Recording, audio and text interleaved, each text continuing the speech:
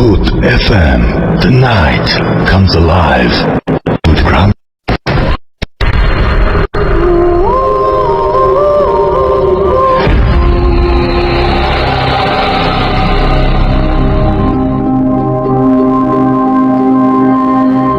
পৃথিবীর এক প্রান্ত থেকে অন্য প্রান্তে জ্বলন্ত ঘোষণার ধ্বনি প্রতিধ্বনি তুলে নতুন নিশান উড়িয়ে দামাও বাজিয়ে দিক বিদিক এই বাংলায় তোমাকে আসতেই হবে হে স্বাধীনতা।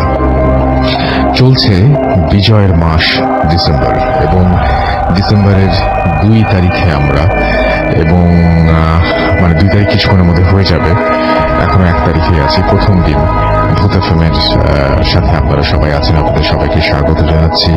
শুনছেন সবসময় রেডিও ফুর্তি 88 FM অ্যান্ড আমি রাসেল আছি, সাথে আমার সাথে রয়েছে মাসুম ভাই এবং আজকের অতিথিরা এবং আপনারা সবাই ভূত এফএমে এখন আমাদের সাথে। তো যাই হোক, আমরা বিজয়ের মাস আসলেই উল্লাসে মেতে উঠি এবং ভাবুন কিরকম একটা সময় ছিল যে সময়টায় আমাদের স্বাধীনতা বলে কিছু ছিল না। সে সময়টায় আমাদের উপরে অনেক কিছু চাপিয়ে দিতে হতো, আমাদের উপরে চাপিয়ে দিত আর কি, আমাদের উপরে ভাষা চাপিয়ে দিত, আমাদেরকে নানাভাবে শোষণ করত, আমাদেরকে অন্যায়ভাবে শাসন করত। আমরা সেইখান থেকে বের হয়ে এসে পেয়েছি একটি নিজস্ব মানচিত্র, একটি নিজস্ব পতাকা। তাই শুরু করেছিলাম যে নতুন নিশান উড়িয়ে দামাও বাজিয়ে দিক বিদিক এই বাংলায় তোমাকে আসতেই হবে। স্বাধীনতা এসেছে এবং আমরা রেডিও ফুর্তির যারা আরজে আছি তারা সবাই আমাদের page, personal page, fan page এবং রেডিও ফুর্তির পেজ, সেই সাথে ভূত এফএমের পেজ, সব জায়গায় প্রোফাইল পিকচার চেঞ্জ করে ফেলেছি এবং চেঞ্জ করে ফেলে সেখানে পতাকা দিয়েছি এবং বাংলাদেশের পতাকা সেখানে জলজল করছে, লাল সবুজের পতাকা। এবং লাল সবুজের পতাকার সাথে ছোট্ট করে বলতে চেয়েছি একটি কথাই, আমার সোনার বাংলা, আমি তোমায় ভালোবাসি। বাংলাদেশকে আমরা সবাই ভালোবাসি, তাই ঝটপট চলে যান আমাদের ফেসবুক পেজে এবং আমাদের যে প্রোফাইল পিকচার আছে সেই প্রোফাইল পিকচারতে ক্লিক করুন। ক্লিক করে ছবিটি আপনি আপনার প্রোফাইল পিকচার বানিয়ে ফেলুন, অর্থাৎ পতাকাটি আপনি আপনার প্রোফাইল পিকচার বানিয়ে ফেলুন এই ডিসেম্বরে। আমরা আরো একবার সবাই একসাথে বুকের ভেতর থেকে বলি, আমার সোনার বাংলা, আমি তোমায় ভালোবাসি, আমার সোনার বাংলা, আমি তোমায় ভালোবাসি। তো শুরু করছি আজকের ভূত এফএম এবং আপনাদের সবাইকে জানাচ্ছি যে আমাদের ইমেইল অ্যাড্রেস হচ্ছে bhutfm@radiofurti.fm which is bhutfm@radiofurti.fm। আপনার নাম, ঠিকানা এবং ফোন নাম্বার সহ আপনার জীবনে ঘটে যাওয়া বা আপনার জানা যে কোনো ঘটনা লিখে পাঠিয়ে দিন আমাদের কাছে। ঘটনার শুরুতে অবশ্যই উল্লেখ করুন যে এই ঘটনাটি আপনি স্টুডিওতে এসে শেয়ার করতে চান নাকি আপনি চান আপনার ঘটনা আমরা পড়ে শোনাই। যারা দেশের বাইরে রয়েছেন তাদেরকে রিকোয়েস্ট করব সরাসরি অডিও ক্লিপ পাঠিয়ে দিতে পারেন। যারা দেশে রয়েছেন তারাও কিন্তু আপনার জানা যে কোনো ঘটনা রেকর্ড করে পাঠাতে পারেন, অথবা আপনার পরিচিত কেউ যিনি আসলে যার অনেক ঘটনা আছে কিন্তু স্টুডিওতে আসতে পারছেন না, তার ঘটনাও কিন্তু রেকর্ড করে পাঠিয়ে দিতে পারেন আমাদের কাছে। তার কাছ থেকে শুনে নিয়ে আপনিও পাঠাতে পারেন, আপনার মতো করে বলতে পারেন সেই ঘটনাটি। তো যাই হোক, আর আমাদের ফেসবুক পেজ আরো একবার বলি, www.facebook.com/radio.furti and www.facebook.com/bhutfm.russell, এই দুটো পেজ। এবং এখন যেটা করব, সরাসরি চলে যাব আমাদের প্রথম অতিথির কাছে। এবং আমি যখন অফ এয়ারে তার কাছে এই ঘটনাটি শুনছিলাম তখন আমার নিজেরই গায়ে কাটা দিচ্ছিল। আমরা অনেক সময় অনেক এক্সপেরিমেন্ট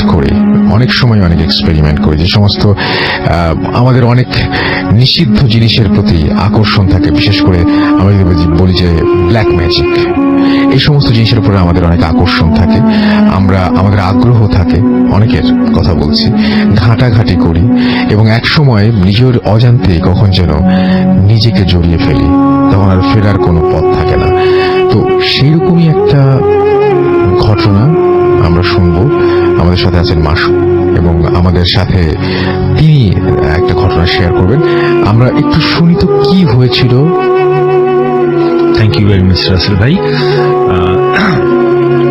ঘটনা শুরু করার আগে আমি একটা জিনিস বলতে চাই, আমার কিছু ফ্রেন্ডস এর কথা আমি বলতে চাইছি। সরি, ফার্স্ট অফ অল যদি না বলি, আচ্ছা, দিবস তারপরে হচ্ছে শাহেদ, বাবু এবং হচ্ছে হাসান, এই চারজন আমাকে স্টোরির ক্ষেত্রে প্রচুর স্টোরি কালেক্ট করার ক্ষেত্রে হেল্প করে। So thank you very much. And ঘটনা শুরু করি। সো ঘটনা শুরু করার আগে একটা জিনিস যেটা রাসেল ভাই বললেন, যে আমরা ইউজুয়ালি কি করি, আগ্রহ কম বেশি সবারই একটা ইয়াং এজে দেখা যায় প্যারানর্মাল বা সুপার ন্যাচারাল বিষয়গুলোর ব্যাপারে থাকে, এবং আমরা নানান রকম ভাবে এটা নিয়ে জানার চেষ্টা করি, রিসার্চ করি। সো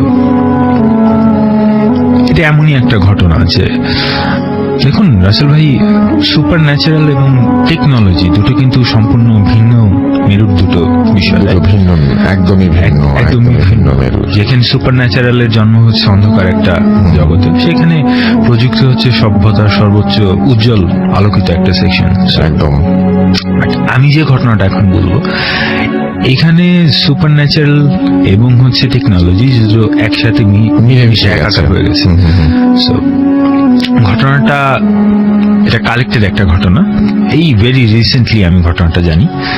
তো এটা যার সাথে ঘটনাটা ঘটে বেশ কয়েক বছর আগে, সে তখন সে ইউনিভার্সিটি স্টুডেন্ট ছিল। সে একটা বেশ রিচ বা স্টেবল একটা ফ্যামিলিতে বিলং করতো। দুই ভাই ছিল, এবং যেটা হচ্ছে খুবই স্মার্ট একটা ছেলে, খুব brilliant student in every manner. সে তার সার্কেলে এমন ছিল যে technology freak, modern technology, any kind of thing যেটা নতুন আসছে বা আপডেটেড, সে তার সার্কেলের মধ্যে সবার আগে এমন ছিল। সো হোয়াট হ্যাপেন যে সাডেনলি ওই বয়সে যেটা হয় যে এই টাইপের বিষয় নিয়ে আগ্রহ থাকে, তো সে আগ্রহ এই বিষয়গুলো নিয়ে জানার চেষ্টা করতো, রিসার্চ করতো। তো এটা করতে করতে যেটা হয় যে সাডেনলি সেটার মধ্যে অনেক বেশি ইনভলভ হয়ে যায়, এবং ইনভলভ হয়ে যাওয়ার ব্যাপারটা এমন হয় যে সবাই ইভেনচুয়ালি টের পায়। প্রথম দিকে সব কেউ এটা বুঝতে পারে না যে এটা কতটা ইম্প্যাক্টটা কেমন, সে কতদিন ইনভলভ। যেটা হয় যে একসময় সে অসুস্থ হয়ে যায়, এবং অসুস্থ হওয়ার পরে যখন সে হসপিটালাইজ ছিল, তখন হচ্ছে তার ফ্রেন্ডরা এটা জানতে পারে যে ওকে ফাইন, সে এতটা ডিপলি ইনভলভ। এবং তার বাসায় যাওয়ার পরে বেসিক্যালি সে যখন হসপিটাল থেকে ব্যাক করে, যে একটা মানুষ যদি দিনের পর দিন একটা রুমের মধ্যে like for 1 month or 2 month আপনি যদি জাস্ট প্রয়োজনের বাইরে ঘর থেকে বের হননি, অন্ধকার একটা ঘর, যেমন একটা এনভায়রনমেন্ট হবে, এই ধরনের একটা অবস্থা। এটা দেখে তার ফ্রেন্ডরা বেশ আর কি হয়ে যায় যে মানে কেমন লাইক সুপার ন্যাচারাল বিষয়ে আগ্রহ থাকা, এটা নিয়ে জানা, রিসার্চ করা, দ্যাটস ডিফারেন্ট থিং। এতটা ইনভলভ যে তুমি নিজের প্রতি খেয়াল রাখার সময় পাচ্ছ না, বা তোমার রেগুলার লাইফ হ্যাম্পার্ট হচ্ছে, এটা কোনোভাবে অ্যাকসেপ্টেবল না। তার ফ্রেন্ডরা তার ফ্যামিলিতে ইনফর্ম করে, এবং সেই ছেলে যার সাথে ঘটনা, সে তখন একটা স্টুডিও অ্যাপার্টমেন্ট নিয়ে থাকতো। একটা বাইরে একটা রুম, তার মাঝখানে একটা ছোট করিডোর, দেন ভেতরে তার বেডরুমটা ছিল, এরকম একটা সেট আপ। এবং ফার্স্ট যে রুমটা, ওই রুমের সাথে হচ্ছে অ্যাটাচ টয়লেট। এই ছিল তার বাসার ডিজাইনটা। এনিওয়ে, সো যেটা হয় যে তার ফ্রেন্ডরা তার ভালোর জন্য, তাকে থামানোর জন্য তার ফ্যামিলিকে এটা ইনফর্ম করে, বাট এটার ইম্প্যাক্টটা নেগেটিভ হয়। সেই জিনিসটাকে একটা বিট্রায়াল হিসেবে নেয়, এবং তার ফ্রেন্ডদের সাথে যোগাযোগ বন্ধ করে দেয়। সো এর পরবর্তীতে যে ঘটনাগুলো ঘটে, বেশ লং টাইম পর্যন্ত এটা কেউ জানতো না, তার ফ্যামিলি বা খুব ক্লোজ লোকজন ছাড়া। পরবর্তীতে এটা রিসেন্টলি, আমি লাস্ট টাইম যখন কিছুদিন আগে আসি আপনার এখানে, তো তার পরবর্তীতে সে এটা নিজে থেকে আগ্রহ দেখিয়ে আমার সাথে যোগাযোগ করে, এবং এই ঘটনাটা শেয়ার করে, এবং আমাকে বলে যে ইফ ইউ ওয়ান্ট আপনি এটা শেয়ার করবেন। বাট স্পেসিফিক আমি আপনাকে বলছিলাম রাসেল ভাই, যে তার এই রিসার্চের অনেক ইনফরমেশন বা এই ঘটনার অনেক কিছু সে আমাকে স্পেসিফিক ভাবে মানা করে দিয়েছে, এগুলো তুমি কোনোভাবে শেয়ার করবে না। আচ্ছা, সেটা শেয়ার করা যাবে না। সো আমি এই জায়গাগুলো বাদ রাখছি, জাস্ট বেসিক ঘটনাটা যতটুকু শেয়ার করা আমি এটা বলছি। ঘটনার শুরুটা বেসিক্যালি এভাবেই হয়, তার আগ্রহের জায়গা থেকে, তার রিসার্চ থেকে। তো আপনি জানেন আসল ভাই যে আমরা যখন ওয়েব ব্রাউজ করি, ওয়েবের বেসিক 3টা স্তর থাকে, যে রেগুলার বা সারফেস ওয়েব, ডিপ ওয়েব এবং ডার্ক ওয়েব, সবচেয়ে ডিপেস্ট। এবং আমরা 73% আই গেস, আমার এটা ভুল হতে পারে, যে সারফেস ওয়েবে পাই, বাকি পুরো ব্যাপারটা থাকে ডিপ ওয়েব এবং ডার্ক ওয়েবে।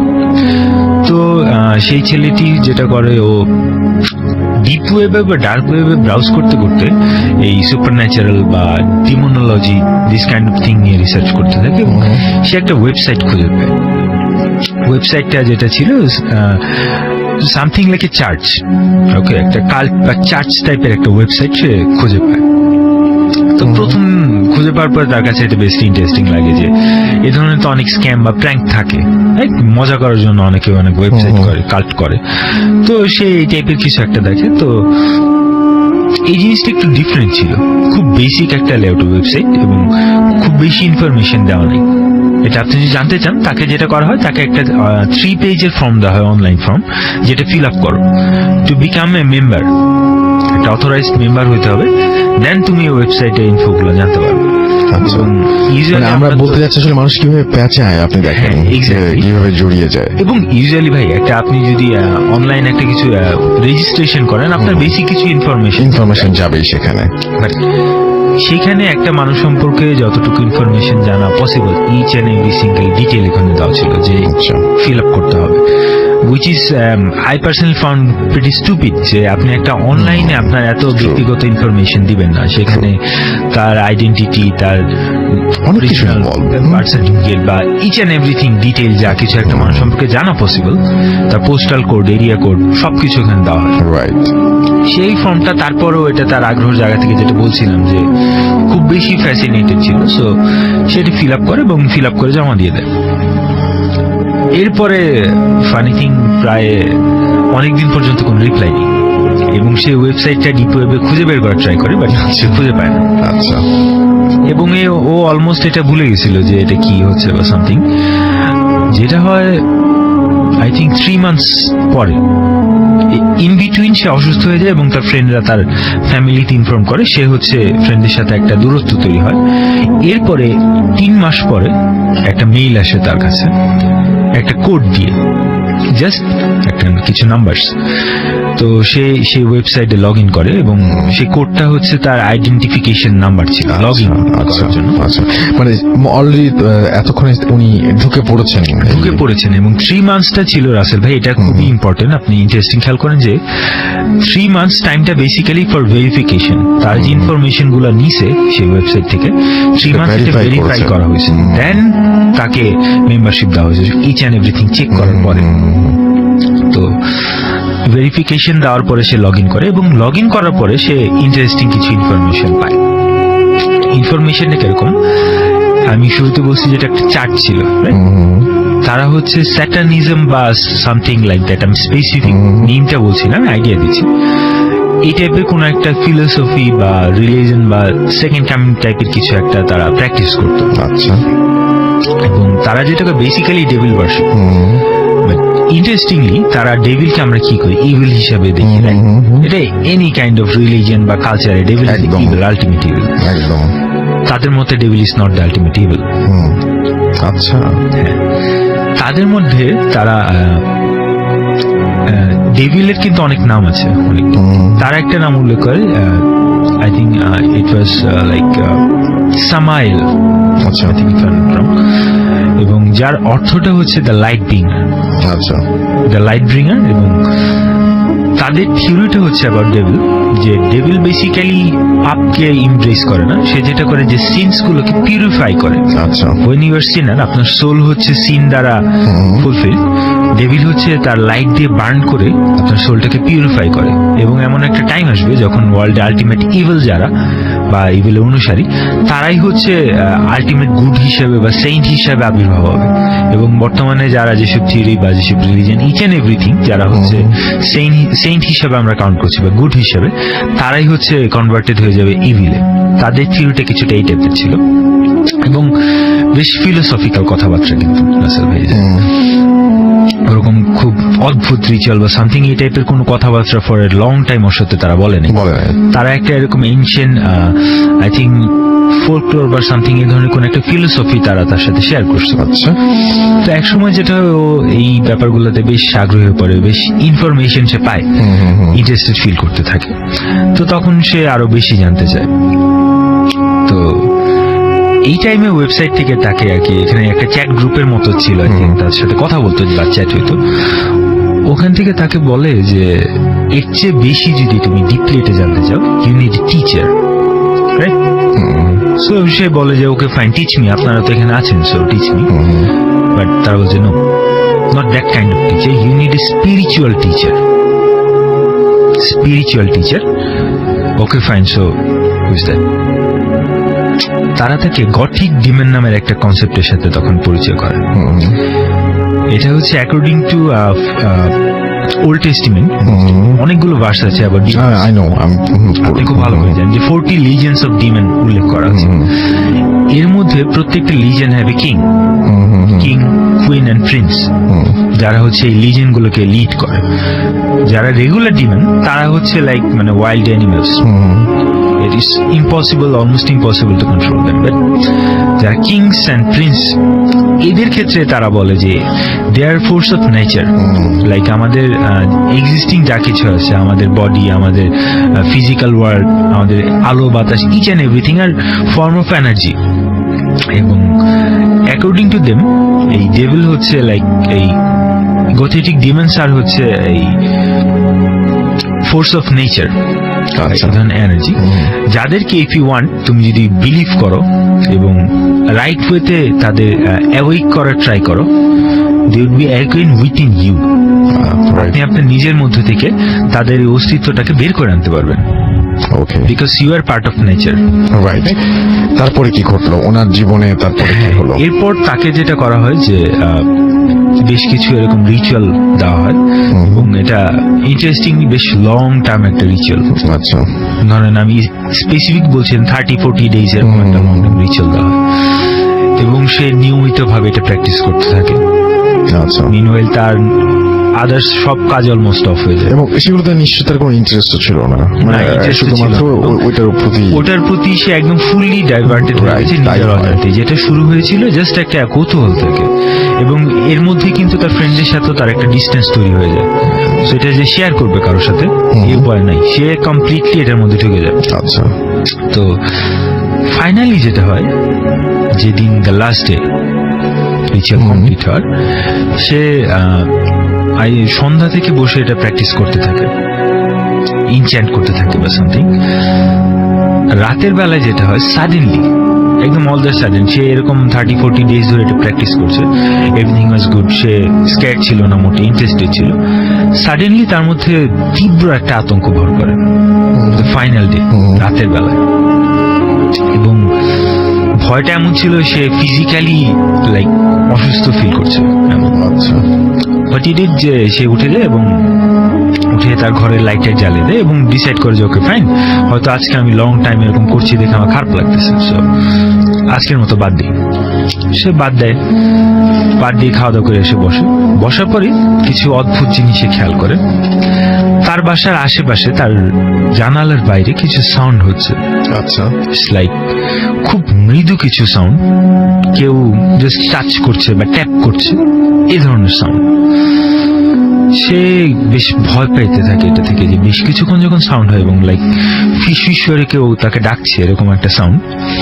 তো সে ঘরের সবগুলো লাইট জ্বালিয়ে দেয়। লাইট জ্বালিয়ে দেওয়ার পর ইউজুয়ালি তো লাইট থাকলে আমাদের ভয় কম করে, খুবই স্বাভাবিক। ফার্স্ট যে ঘটনাটা ঘটে, তার বাইরের রুমে বিবরণ দিচ্ছিলাম যে স্টুডিও অ্যাপার্টমেন্টে থাকতো, বাইরে একটা রুমের সাথে অ্যাটাচড একটা বাথরুম এবং এরপরে একটা ছোট করিডোর যেটা ক্রস করে তার বেডরুম, এই প্যাটার্নে। তার ওয়াশরুমের লাইটটা কেটে যায়। আচ্ছা, সাডেনলি এটা প্রথম হলো ফার্স্ট। আচ্ছা, তারপর সেই রাতে, এটা এক রাতের ঘটনা, এবং সে এটা চেক করতে যায়। চেক করে যখন ওয়াশরুমের ডোর ক্লোজ করে আসতে নেয়, সে ফিল করে ওয়াশরুমের ভিতরে হয়তো কেউ আছে। যে অন্ধকার হয়েছে তারপর থেকে অস্তিত্ব টের পাওয়া শুরু করেছে। এক্স্যাক্টলি। সে লাইটের দিয়ে চেক করে, কেউ নেই। বাট যখন চলে আসে তার মনে হয় যে ভেতরে কেউ আছে, যে কেউ gently tapping on the door, knock করে, ধাপ ধাপ করে শব্দ করছে, ধাপ ধাপ করে না, খুব জেন্টেল স্মুথ, আস্তে আস্তে আস্তে আস্তে। ছোট একটা বাচ্চা যদি নক করে সে যেভাবে নক করে, খুব খুব জেন্টেল একটা নক। আচ্ছা, সে তার রুমে চলে আসে। নেক্সট ইটা যেটা হয়, তার টয়লেটের সাথে যে বাইরের যে রুমটা, সেই রুমের লাইটটা কেটে যায়। এইবার হি রিয়েলি গেট স্কেয়ার্ড, এবং এখন যেটা হয়, সে বাইরে কিছু ফুটফুট সাউন্ড শুনতে পারে, লাইক হামাগুড়ি দিয়ে বাচ্চারা হাঁটার সময় যেরকম একটা ছোট্ট সাউন্ড হয় না, এমন একটা সাউন্ড। এবং হুইচ ইজ উইয়ার্ড। ধরেন একটা বাচ্চা আপনার পাশের রুমে হামাগুড়ি দিচ্ছে, আপনি সাউন্ডটা পাবেন যে ফ্লোরে, সারফেসে নাই, সে সাউন্ডটা পেতে থাকে ছাদে। ছাদে বলতে তার উপরের ফ্লোরে না, তার সিলিং এ, লাইক যেখান থেকে ফ্যানটা ঝুলছে। আচ্ছা, একদম সিলিং এর মধ্যে exactly, like upside down. Right, আমি বুঝতে পেরেছি। ফ্লোরে না হেঁটে ছাদে হাঁটছে, এমন একটা sound.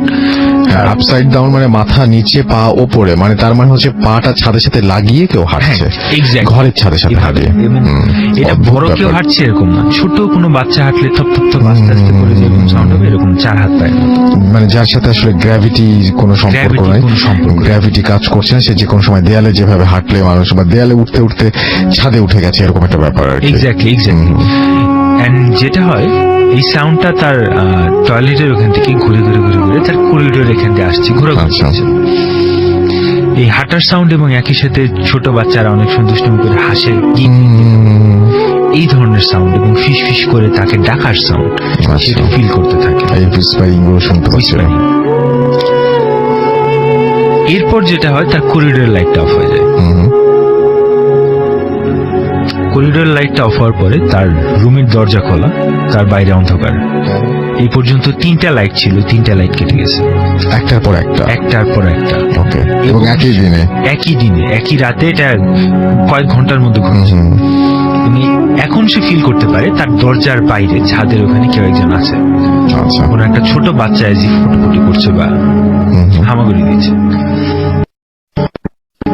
In that moment he was totally freaked out. এবং দিক শূন্য একটা অবস্থা। সে খুবই স্বাভাবিক। তখন তার যদি রুম থেকে বের হতে হয়, তার সেই অন্ধকার করিডোর তারপরে অন্ধকার রুম পাস করে দেন বের হতে হবে। সে যেটা করে, যে সে তো টেকনিক ছিল, সে ইউটিউবে আয়াতুল কুরসি প্লে করে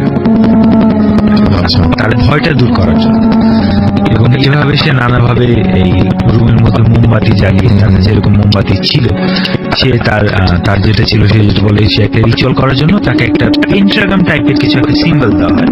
আপনি জানেন যে ইচ এন্ড এভরি ডিমন বা প্রিন্স তাদের নিজস্ব সিম্বল, সেই সিরিয়ালটা নিয়ে হচ্ছে তার যা করতে হয়, সেই সিরিয়ালটা ছিঁড়ে ফেলে, পুড়িয়ে ফেলে। এবার যেটা সিরিয়াল পুড়ে ফেলার পরে সাউন্ড আরো বেড়ে যায় এবং তার রুমের লাইটটা ডিস্টার্ব করা শুরু করে। আচ্ছা, লাইক এটা কেটে যাবে, এটাও কেটে যাবে। তীব্র আতঙ্কে সে টাইম পাস করতে থাকে। যেটা হয় যে রাত শেষের দিকে সকাল হয়ে যায়, ফজরের আজান দেয় এবং দিনের আলো ফুটতে থাকে। জাস্ট সে কোনোভাবে কিছুক্ষণ ওয়েট করে, সকাল হতে হতে লাইটটা খুবই খারাপ অবস্থা, লাইটটা কাটবে এমন একটা কন্ডিশন। জাস্ট কিছুটা আলো হওয়ার সাথে সাথে সে যেটা করে দৌড়ে রুম থেকে বেরিয়ে যায়। আচ্ছা, সবচেয়ে ভালো বুদ্ধি এটা সবচেয়ে ভালো বুদ্ধি। ইদানিং সে বের হয়ে যাওয়ার পরে তার ফ্রেন্ডের সাথে দেখা করে আর কি, প্রতিবেশীদের ওখানে যায় বা নিচে বেরিয়ে ফ্রেন্ডের সাথে। সে দুপুরবেলায় ঘরে ফিরে আসে, সে মনে করে ওকে ফাইন, আমি হয়তো অনেক টাইম এটা দেওয়ার ফলে আমি হ্যালোসিনেট করছিলাম। সে ঘরে আসার পরে যেটা দেখে, তার সিলিং ছোট বাচ্চাদের হাত পায়ের ছাপ। আচ্ছা, হোয়াইট কালার সিলিং ছাদে। এবং এটা দেখার পরে সে যেটা করে, সে তাৎক্ষণিকভাবে ওখান থেকে তার জিনিসপত্র সে চলে যায়।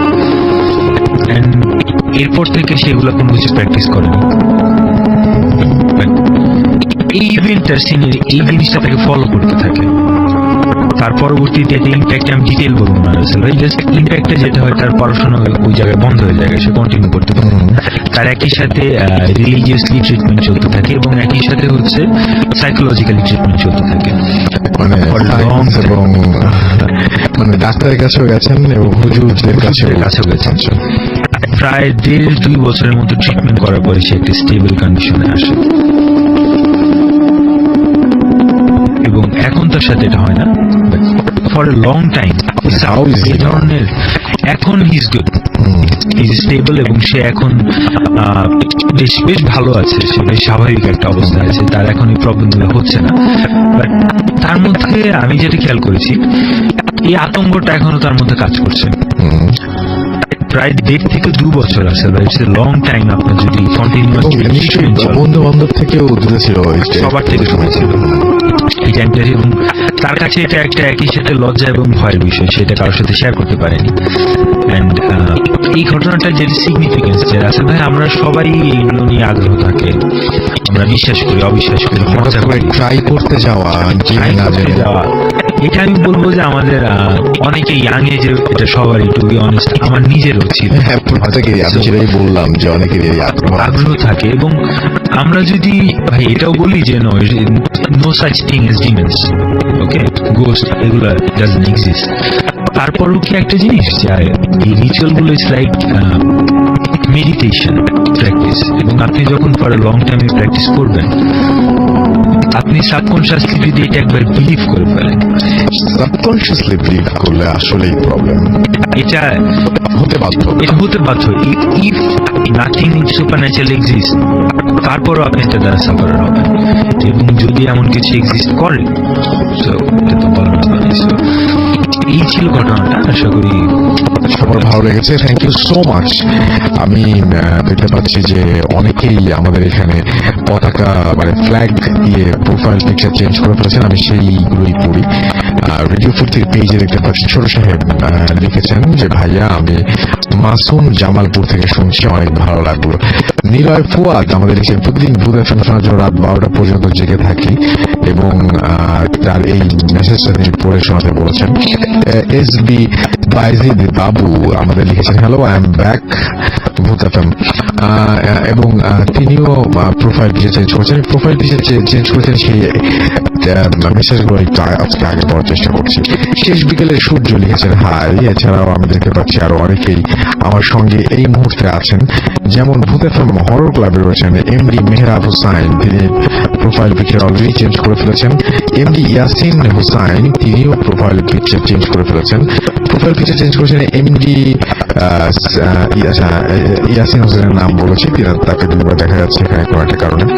তো যারা যারা জানেন না ব্যাপারটা, তাদেরকে এই ফাঁকে একটু বলে দেই যে আমরা ডিসেম্বর মাস উপলক্ষে রেডিও ফুর্তির সব আসছে, এবং আমরা সবাই আমাদের পার্সোনাল পেজটা চেঞ্জ করে ফেলেছি, এবং আমাদের পার্সোনাল পেজে যে প্রোফাইল পিকচার সেটা চেঞ্জ করেছি, এবং সেই প্রোফাইল পিকচার আপনি চাইলেই এখনই দেখতে পারেন। আপনি চলে যান www.facebook.com/radiofurti অথবা www.facebook.com/bhutfm.russell, এই দুটো অ্যাড্রেসে যে কোনো অ্যাড্রেসে, এবং সেখানে গিয়ে প্রোফাইল পিকচারটা, আমাদের প্রোফাইল পিকচারটা ক্লিক করে আপনি আপনার প্রোফাইল পিকচার বানিয়ে ফেলুন।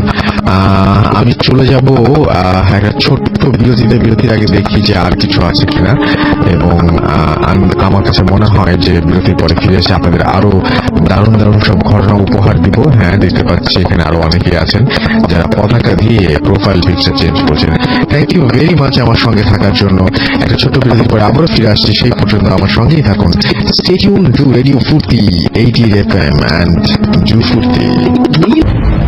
Bhoot FM. Tonight comes alive with Graminphone.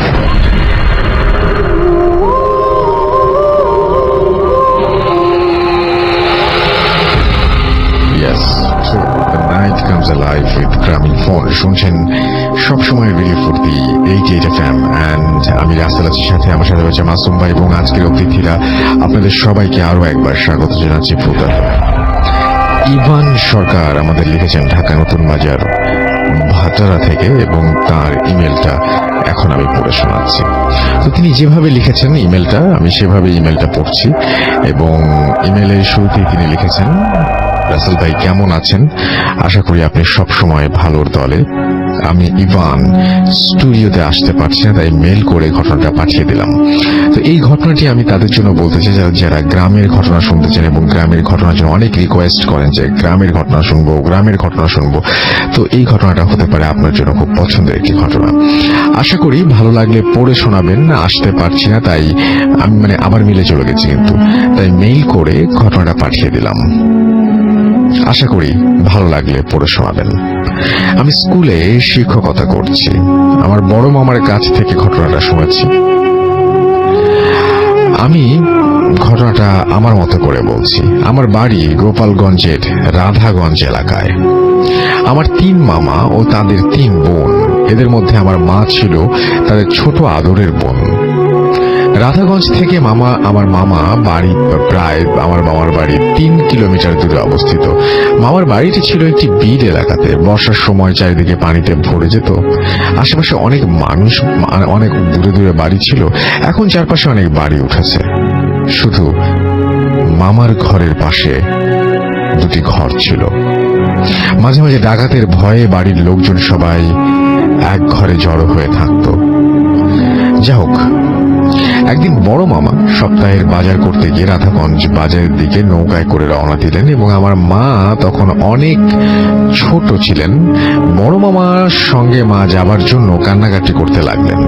মামা শেষমেশ মাকে নিয়ে নৌকায় করে বাজারে রওনা দিলেন। মামার বাড়ি থেকে রাধাগঞ্জ বাজারে যেতে হলে একটা খালের উপর দিয়ে যেতে হয়।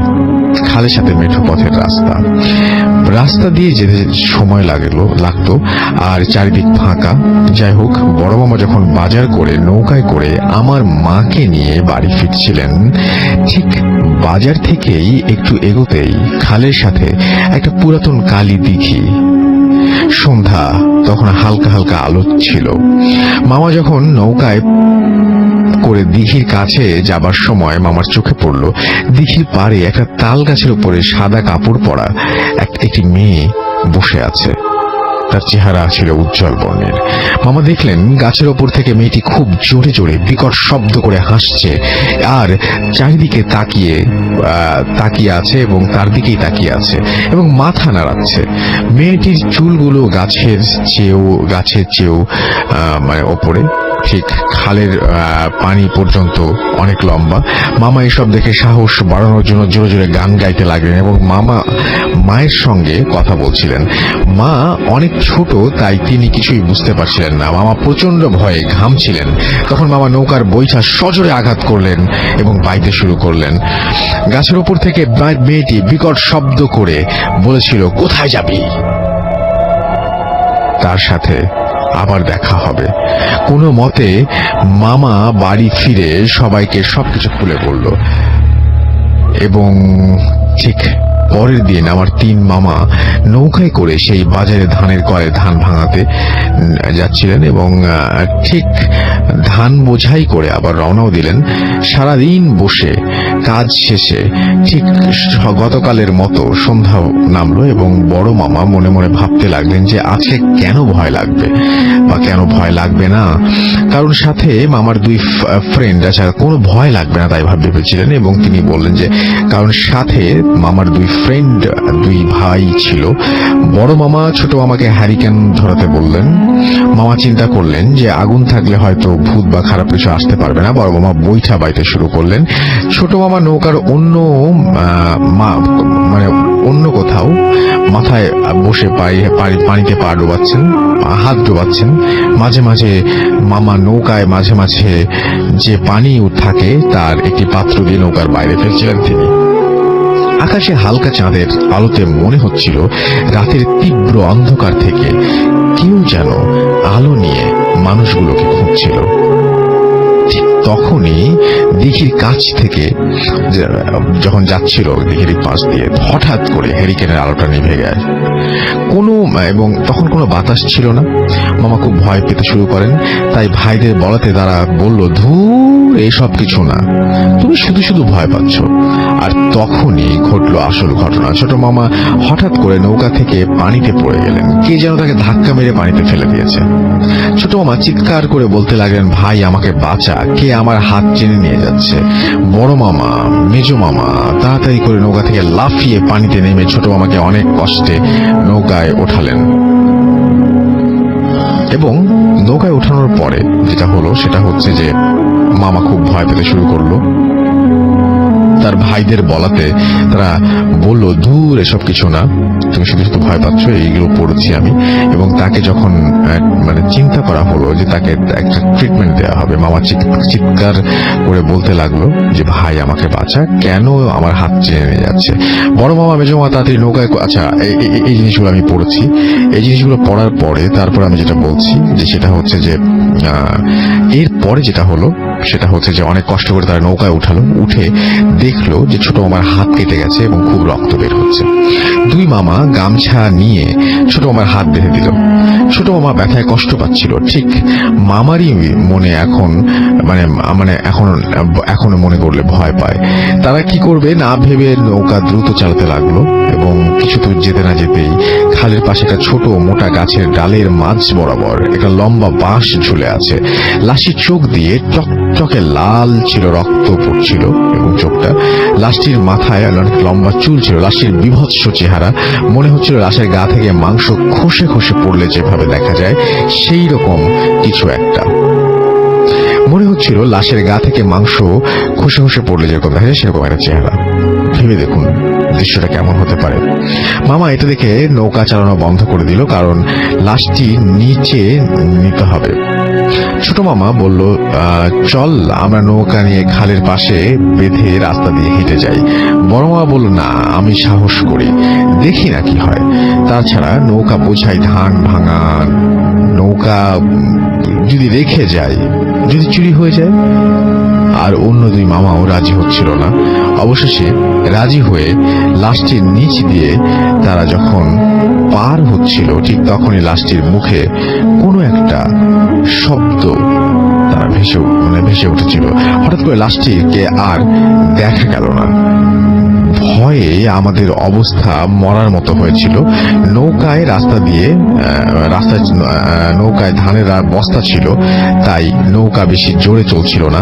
রাতের আঁধারে অবশেষে তারা বাড়িতে এসে তাদের বাবাকে সব কথা জানালো এবং লোকমুখে শোনা গেছে ওই দিকে নাকি 15 বছরের একটা মেয়ে পারিবারিক নির্যাতন সহ্য করতে না পেরে গলায় দড়ি দিয়ে ঝুলেছিল সেখানে এবং মৃত্যুবরণ করেছিল। তারপর থেকেই এলাকার আশেপাশের লোকজন রাতের বেলায় একা গেলে সাদা কাপড় পরা মেয়ে গলায় ফাঁস দেয়া কেউ ঝুলছে এরকম দেখে এবং কেউ বিকট শব্দ করে করছে, কান্না করছে এবং এরকম সাদা কাপড় পরে কেউ হাঁটছে এবং গায়ের উপরে তাজা রক্ত পড়ছে। এই সব ভয় পেতে তাদের কিছু তারা রেগুলারই পেত আর কি। আর যে পর্যন্ত সাহস রাখতে পারতো না তাকে বলা হতো বেঁচে গেলি তোর সাহস আছে। আসলে ভাই এই ছিল আমার ঘটনা এবং আমার সাথে ঘটে যাওয়া ঘটনা। আমার কাছে আরো ঘটনা আছে, আপনাকে পাঠিয়ে দেবো। আপনার নেক্সট স্টোরির জন্য ওয়েট করছে। আমাদের নেক্সট গেস্টের কাছে যাবো। আপনার নামটা প্লিজ একটু বলবেন, তারপর আপনি কোথা থেকে এসেছেন, তারপর আপনার ঘটনা শুনবো আমরা। যে কোনো একটি যেটি সবচাইতে ভালো লাগে আপনার কাছে সেই ঘটনা দিয়ে শুরু করবো। হাই লিসেনার্স, আমি রাসেল বলছি। আমি ধানমন্ডির জিগাতলা থেকে এসেছি। তো আমি যে ঘটনাটা আজকে শেয়ার করব সেটা হচ্ছে আমার গ্রামে ঘটে যাওয়া একটা ঘটনা, আমার ফ্রেন্ডের কাছে শোনা। তো ঘটনাটা তার দাদার সাথে ঘটছে, সেটা 2010-এর ঘটনা। তো তখন উনি ওনাদের বাড়ির পাশে একটা মসজিদ ছিল। তো ওনাদের বাড়ির বর্ণনাটা আগে দিনই। তো ওনার বাড়িটা ছিল একটা পুকুরের পাশে। তো পুকুরের পাড় দিয়ে যাতায়াত করতে হয়। তো আরেক পাশে ছিল জঙ্গল। তো উনি প্রতিদিনই প্রায় মুয়াজ্জিনের কাজটা উনি করতেন। তো ভাল লাগতো। তো উনি আজান দিতেন রেগুলার আজান। আচ্ছা। তো ঠিক উনি ঘড়ি দেখতে হতো না। তো ওনার যেটা হইতো যে প্রত্যেক দিনই প্রায় একটা টাইমে ঘুম ভাঙতো, আর সেটা হচ্ছে ফজরের টাইমে। তো ওই টাইমে উনি যাইতেন প্রত্যেক দিনই যে মসজিদে আজান দিতে। তো সেই দিনও ঘটনার দিন আর কি। তো ওনারও ঘুম ভাঙার পর উনি আর ঘড়ির দিকে খেয়াল করে নাই। তো উনি ঠিক মসজিদের দিকে পাঞ্জাবি পরে ঘর থেকে উজু করে তো মসজিদের দিকে রওনা হয়। তো উনি যখন পুকুরের পাড় আসে তখন যেটা হয় যে উনি খেয়াল করলেন যে কোনো একটা শব্দ হচ্ছে, সামথিং লাইক একটা ঘন্টা এরকম। তো হঠাৎ উনি ওইদিকে খেয়াল করলেন। তো দেখতে পেলেন যে একটা সাদা ঘোড়া ওনার দিকে এগিয়ে আসছে আর কি। দৌড়েও না, খুব আসতেও না, একটু মিডিয়াম ভাবে আসছে আর ঘন্টা বাজছে। তো ঘোড়াটা এরকম ছিল যে অনেক সাজানো ছিল। তো যে ধরেন আরবে যারা চলে যে ঘোড়ার পিছনে বসার জন্য অনেক কিছু দিয়ে রাখে, এরকম আর কি সাজানো ছিল। আচ্ছা। তো হঠাৎ ওনার সামনে মানে এটা দেখে উনি খুব ভয় পেয়ে যায়, ওইখানে একদম স্টপ দাঁড়ায় থাকে। একটু পর স্তম্ভিত হয়ে যায়। তো একটু পর উনি যেটা খেয়াল করলেন যে ঘোড়াটা ওনার যে পাশ দিয়ে চলে যায়। মানে তারপর উনি চিন্তা করলেন যে কি দেখলাম এটা, মানে এটা চিন্তা করতে করতে রাস্তা দিয়ে এগিয়ে যায় আর কি। তো উনি যখন ওনার পাকা রাস্তায় উঠে, তো মসজিদের যে রাস্তাটা ওইখানে যখন উঠে, তখন খেয়াল করলো যে একটা ল্যাম্পপোস্টের নিচে, একদম ল্যাম্পপোস্টের নিচে একটা ছাগল দাঁড়িয়ে আছে ওইখানে। তো উনি ভাবলেন ছাগলের গলায় কোনো রশি নাই, দড়ি বা যেটা দিয়ে ছাগল বাঁধা থাকে এরকম কিছু নাই। তো শুধু একটা ছাগল, কালো ছাগল দাঁড়িয়ে আছে ওখানে। তো উনি চিন্তা করলেন যে এটা কার ছাগল হইতে পারে, এলাকার কারো হইতে পারে, তো এখানে দাঁড়িয়ে আছে। তো এটাকে আমি নিয়ে মসজিদের এখানে রাখি, তো যারই হোক সকালে এসে নিয়ে যাবে এরকম। যেহেতু রশি ছিল না, তো ছাগলটা বেশ বড় ছিল না, ছোটখাটো একটা ছাগল ছিল। তো উনি চিন্তা করেন যে ওটাকে আমি কুলে নিয়ে যাই মসজিদের ওইখানে নিয়ে রাখবো। তো উনি ওইটাকে কুলে নিলেন যথারীতি। কুলে নেওয়ার পরে যেটা খেয়াল করলেন যে ছাগলটা ওনার দিকে এক দৃষ্টি তাকায় আছে, একদম মানে কুলে থাকা অবস্থায় তাকায় আছে। তো উনি মানে দাঁড়ায় আছে হঠাৎ করে, এখানে ল্যাম্পপোস্টের নিচে দাঁড়িয়ে আছে, ও ছাগলের দিকে তাকায় আছে। হঠাৎ ছাগলটা মানে একদম হাসি দিলে যেরকম একটা হয় মুখটা, ওই রকম হয়ে গেল। মানে একদম মানে কি বলবো, মানে উনি একদম ভয় পায় যে একটা ছাগল হাসি দিতে পারে বা এরকম, মানে হাসির একটা শব্দ হয়েছে। তারপরে উনি বুঝতে পারলেন যে এটা মানে স্বাভাবিক কিছু, অস্বাভাবিক কিছু। তো উনি ওই ছাগলটাকে ধরে একদম মানে যে ল্যাম্পপোস্টের নিচে দাঁড়িয়ে ছিল ওই ল্যাম্পপোস্টের খুঁটির মধ্যে একদম বাড়ি দিয়ে দেয়। তো বাড়ির দেওয়ার সাথে সাথে ওইটা নিচে পড়ে যায়, হাতিকেও ছেড়ে দেয়। তো নিচে পড়ে যায় এবং সাথে সাথে একদম একটা কাক হয়ে যায়, কালো কাক হয়ে যায়, এবং কাক হয়ে এটা উড়ে যায়, এখান থেকে উড়ে যায়।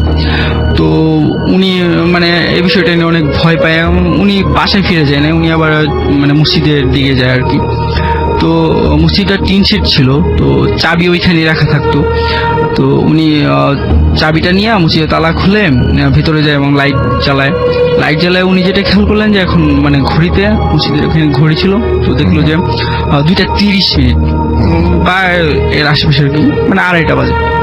তো উনি একটু মানে ভাবলেন যে এত তাড়াতাড়ি ঘুম ভাঙলো, বা উনি ঘড়িও খেয়াল করলেন না, মানে কিরকম, মানে উনি একটু ভয় পেয়ে গেলেন। তো উনি আর বাসায় গেলেন না, তো মসজিদে বসে বাকি যে কোরআন তেলাওয়াত করে, নফল নামাজ পড়ে, তারপরে তাহাজ্জুদের নামাজটা পড়ে, তো ওইখানে ছিল। তারপর ওই যে ফজরের নামাজের পরে সবার সাথে ঘটনাটা শেয়ার করলো। Thank you so much, thank you. আপনার ঘটনার জন্য আপনাকে অনেক ধন্যবাদ। আমি দেখতে পাচ্ছি যে আমাদের এখানে অনেকেই আমাদের এখানে লিখছেন, এবং আমাদের যে ফেসবুক পেজ, সেই ফেসবুক পেজে অনেকেই পতাকার দিয়ে প্রোফাইল পিকচার বানিয়েছেন, যেটা আমরা গতদিন থেকে শুরু করেছি, এবং আপনারা আজকে সেটা করছেন, সানন্দে করছেন। এই জন্য আপনাদেরকে অনেক অনেক অনেক অনেক ধন্যবাদ। এবং সেরকমই পতাকা দিয়ে প্রোফাইল পিকচার বানিয়েছেন দেখতে পাচ্ছি যে ফয়সাল আহমেদ রাজ। এছাড়াও আমাদের এখানে আরো অনেকেই আছেন যাদের মানে যারা মানে আমি দেখতে পাচ্ছি, যেমন হচ্ছে সজীব আবরার, এবং তিনি পতাকা দিয়ে প্রোফাইল পিকচার বানিয়েছেন, প্লাস তিনি লিখছেন অনেক ভয় লাগছে, সিলেট থেকে শুনছি। শাহাদাত হোসেন ইমরান আমাদের সাথে আছেন, সবাই কেমন আছেন জানতে চেয়েছেন, এবং তিনিও একই কাজ করেছেন। যারা পতাকা দিয়ে প্রোফাইল পিকচার বানিয়েছেন তাদের তাদের অ্যাটলিস্ট মেসেজগুলো আজকে আগে পড়ছি। আবিদ রহমান রূপম আমাদের সঙ্গে আছেন দেখতে পাচ্ছি। এমডি টুটুল ফরাজি, প্রত্যেকেরই কিন্তু প্রোফাইল পিকচার ওনাদের পতাকা। মাসুদ আমিন লিখেছেন লাভ ইউ ফুর্তি, আমাদেরকে এখানে লিখেছেন হৃদয় RS, very nice foot FM. আমাদের সাথে দেখতে পাচ্ছি আরো অনেকেই এখানে আছেন। আমি এখন যেটা পড়ছি রেডিও ফুর্তির পেজ থেকে পড়ছি, এবং রেডিও ফুর্তির পেজে আরো অনেকেই এই মুহূর্তে আমাদের সাথে কানেক্টেড আছেন। এবং এছাড়াও দেখতে পাচ্ছি যে নীরব আছেন, তিনিও প্রোফাইল পিকচার চেঞ্জ করে ফেলেছেন। আমি একটু বলি যে ডিসেম্বর মাস শুরু হয়েছে, এবং এই ডিসেম্বর মাসে আমরা চিন্তা করেছি আমরা সব আর্জেরা আমাদের প্রোফাইল পিকচারে পতাকা দেব, এবং আমরা সবাই সেটা করেওছি অলরেডি, এবং আমরা সেই পতাকা আমাদের প্রোফাইল পিকচারে শোভা পাচ্ছে, আপনারা দেখতে পাচ্ছেন www.facebook.com/radio.furti অথবা www.facebook.com/bhutfm.russell এই দুটো জায়গায় এসে আপনি দেখতে পারেন, এবং আপনি চাইলে আমাদের প্রোফাইল পিকচারে ক্লিক করে আপনার যে ছবিটি আছে সেই প্রোফাইল পিকচারে সেটিও আপনি চেঞ্জ করে ফেলতে পারেন। প্রীতম কুণ্ড আমাদের লিখছেন যে একটু ভয় লাগছে, খুলনা থেকে শুনছি। খুলনার অনেক ঘটনা পাঠান না কিছু। পারভেজ ইকবাল হোসাইন আমাদের লিখেছেন, এবং তিনি বলছেন যে সারা বছর তো নিজেদের ছবি দেই, আসেন এই মাসটায় দেশের পতাকা দেই, এবং এই পতাকার নিচে চমৎকারভাবে লেখা আছে একটা অংশে, মানে পতাকার শেষে পড়ে যে আমার সোনার বাংলা আমি তোমায় ভালোবাসি। তো এটাই আমার পতাকা, এবং আমার গান হচ্ছে আমার সোনার বাংলা আমি তোমায় ভালোবাসি। এবং আমি দেখতে পাচ্ছি যে অনেকেই আমাদের এখানে দেখতে পাচ্ছি যে হৃদি, এছাড়াও ইমোশন আমাকে লিখেছেন, রাকিব হাসান লিখেছেন আমাদের এখানে, এবং তিনিও পতাকার ছবি দিয়ে ইয়ে করেছেন যে, এবং তিনি বলেছেন যে আমি প্রোফাইল পিকচার চেঞ্জ তো করেছেন, লিখেছেন love you Bangladesh, love you ভূত এফএম। কবির আমাদের সাথে আছেন এবং তিনিও চেঞ্জ করেছেন, যশোর বাগাছড়া থেকে তিনি আমাদের শুনছেন। এমডি লাল আমাদের সঙ্গে আছেন এবং তিনিও প্রোফাইল পিকচার শেয়ার করেছেন এবং প্রোফাইল পিকচারটি চেঞ্জ করেছেন, এবং তিনি একটা মানে থামস আপও দিয়েছেন। রেজাউল খান নাটুয়াপাড়া থেকে শুনছেন, আমাদের সাথে আছেন সজীব আবরার, এমডি আইনাল হোসেন জেসিডি, এবং তিনি উত্তরা থেকে শুনছেন। সজীব আবরার বলেছেন যে ইমেলটা অনেক ভয়ঙ্কর ছিল। অচেনা পথের পথিক তিনিও পতাকা দিয়ে ছবিটি চেঞ্জ করেছেন, এবং তিনিও লিখেছেন যে হাই রাসেল ভাই খুবই নাইস ছিল। এছাড়াও জাহিদ হাসান আরমান আমাদের সাথে আছেন, সুমাইয়া দিনা আমাদের সঙ্গে আছেন। এরা যারা চেঞ্জ করছেন পতাকার ছবিতে তাদের কথাই বলছি। এছাড়াও আছেন সুপিয়ারা আক্তার কিয়া আমাদের সঙ্গে আছেন, এবং তিনি বলছেন যে আমি ইন্ডিয়ান, তবু প্রোফাইল পিকচার চেঞ্জ করলাম যাতে আমার SMS পড়েন। Thank you so much. But আপনি বাংলায় লিখছেন, তার মানে আপনি বাঙালি, এবং আপনি মানে বাঙালি হওয়ার কারণেই বাংলাকে ভালোবাসেন, বাংলাদেশকে ভালোবাসেন obviously. Thank you so much আমাদের সঙ্গে থাকার জন্য, থ্যাংক ইউ সো মাচ আমাদের পতাকার প্রতি সম্মান দেখানোর জন্য, থ্যাংক ইউ ভেরি মাচ। আমাদের সাথে আছেন দেখতে পাচ্ছি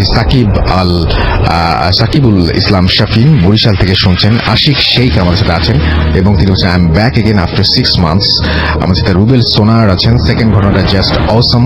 আমাদের সাথে আছেন রাকিবুল চৌধুরী, এছাড়াও কালাম এস কালাম আমাদের সাথে আছেন, সুজন মিয়া আছেন, সাইমন আমাদের সাথে আছেন বিপ্লব, এছাড়াও মাহজারুল জিন্না আমাদের সাথে আছেন, কাচের দেয়াল আমাদের সাথে আছেন, প্রিন্স শিহাব আমাদের সাথে আছেন, রিফাত সরকার আমাদের সাথে আছেন, এবং প্রত্যেকের পতাকা দিয়ে প্রোফাইল।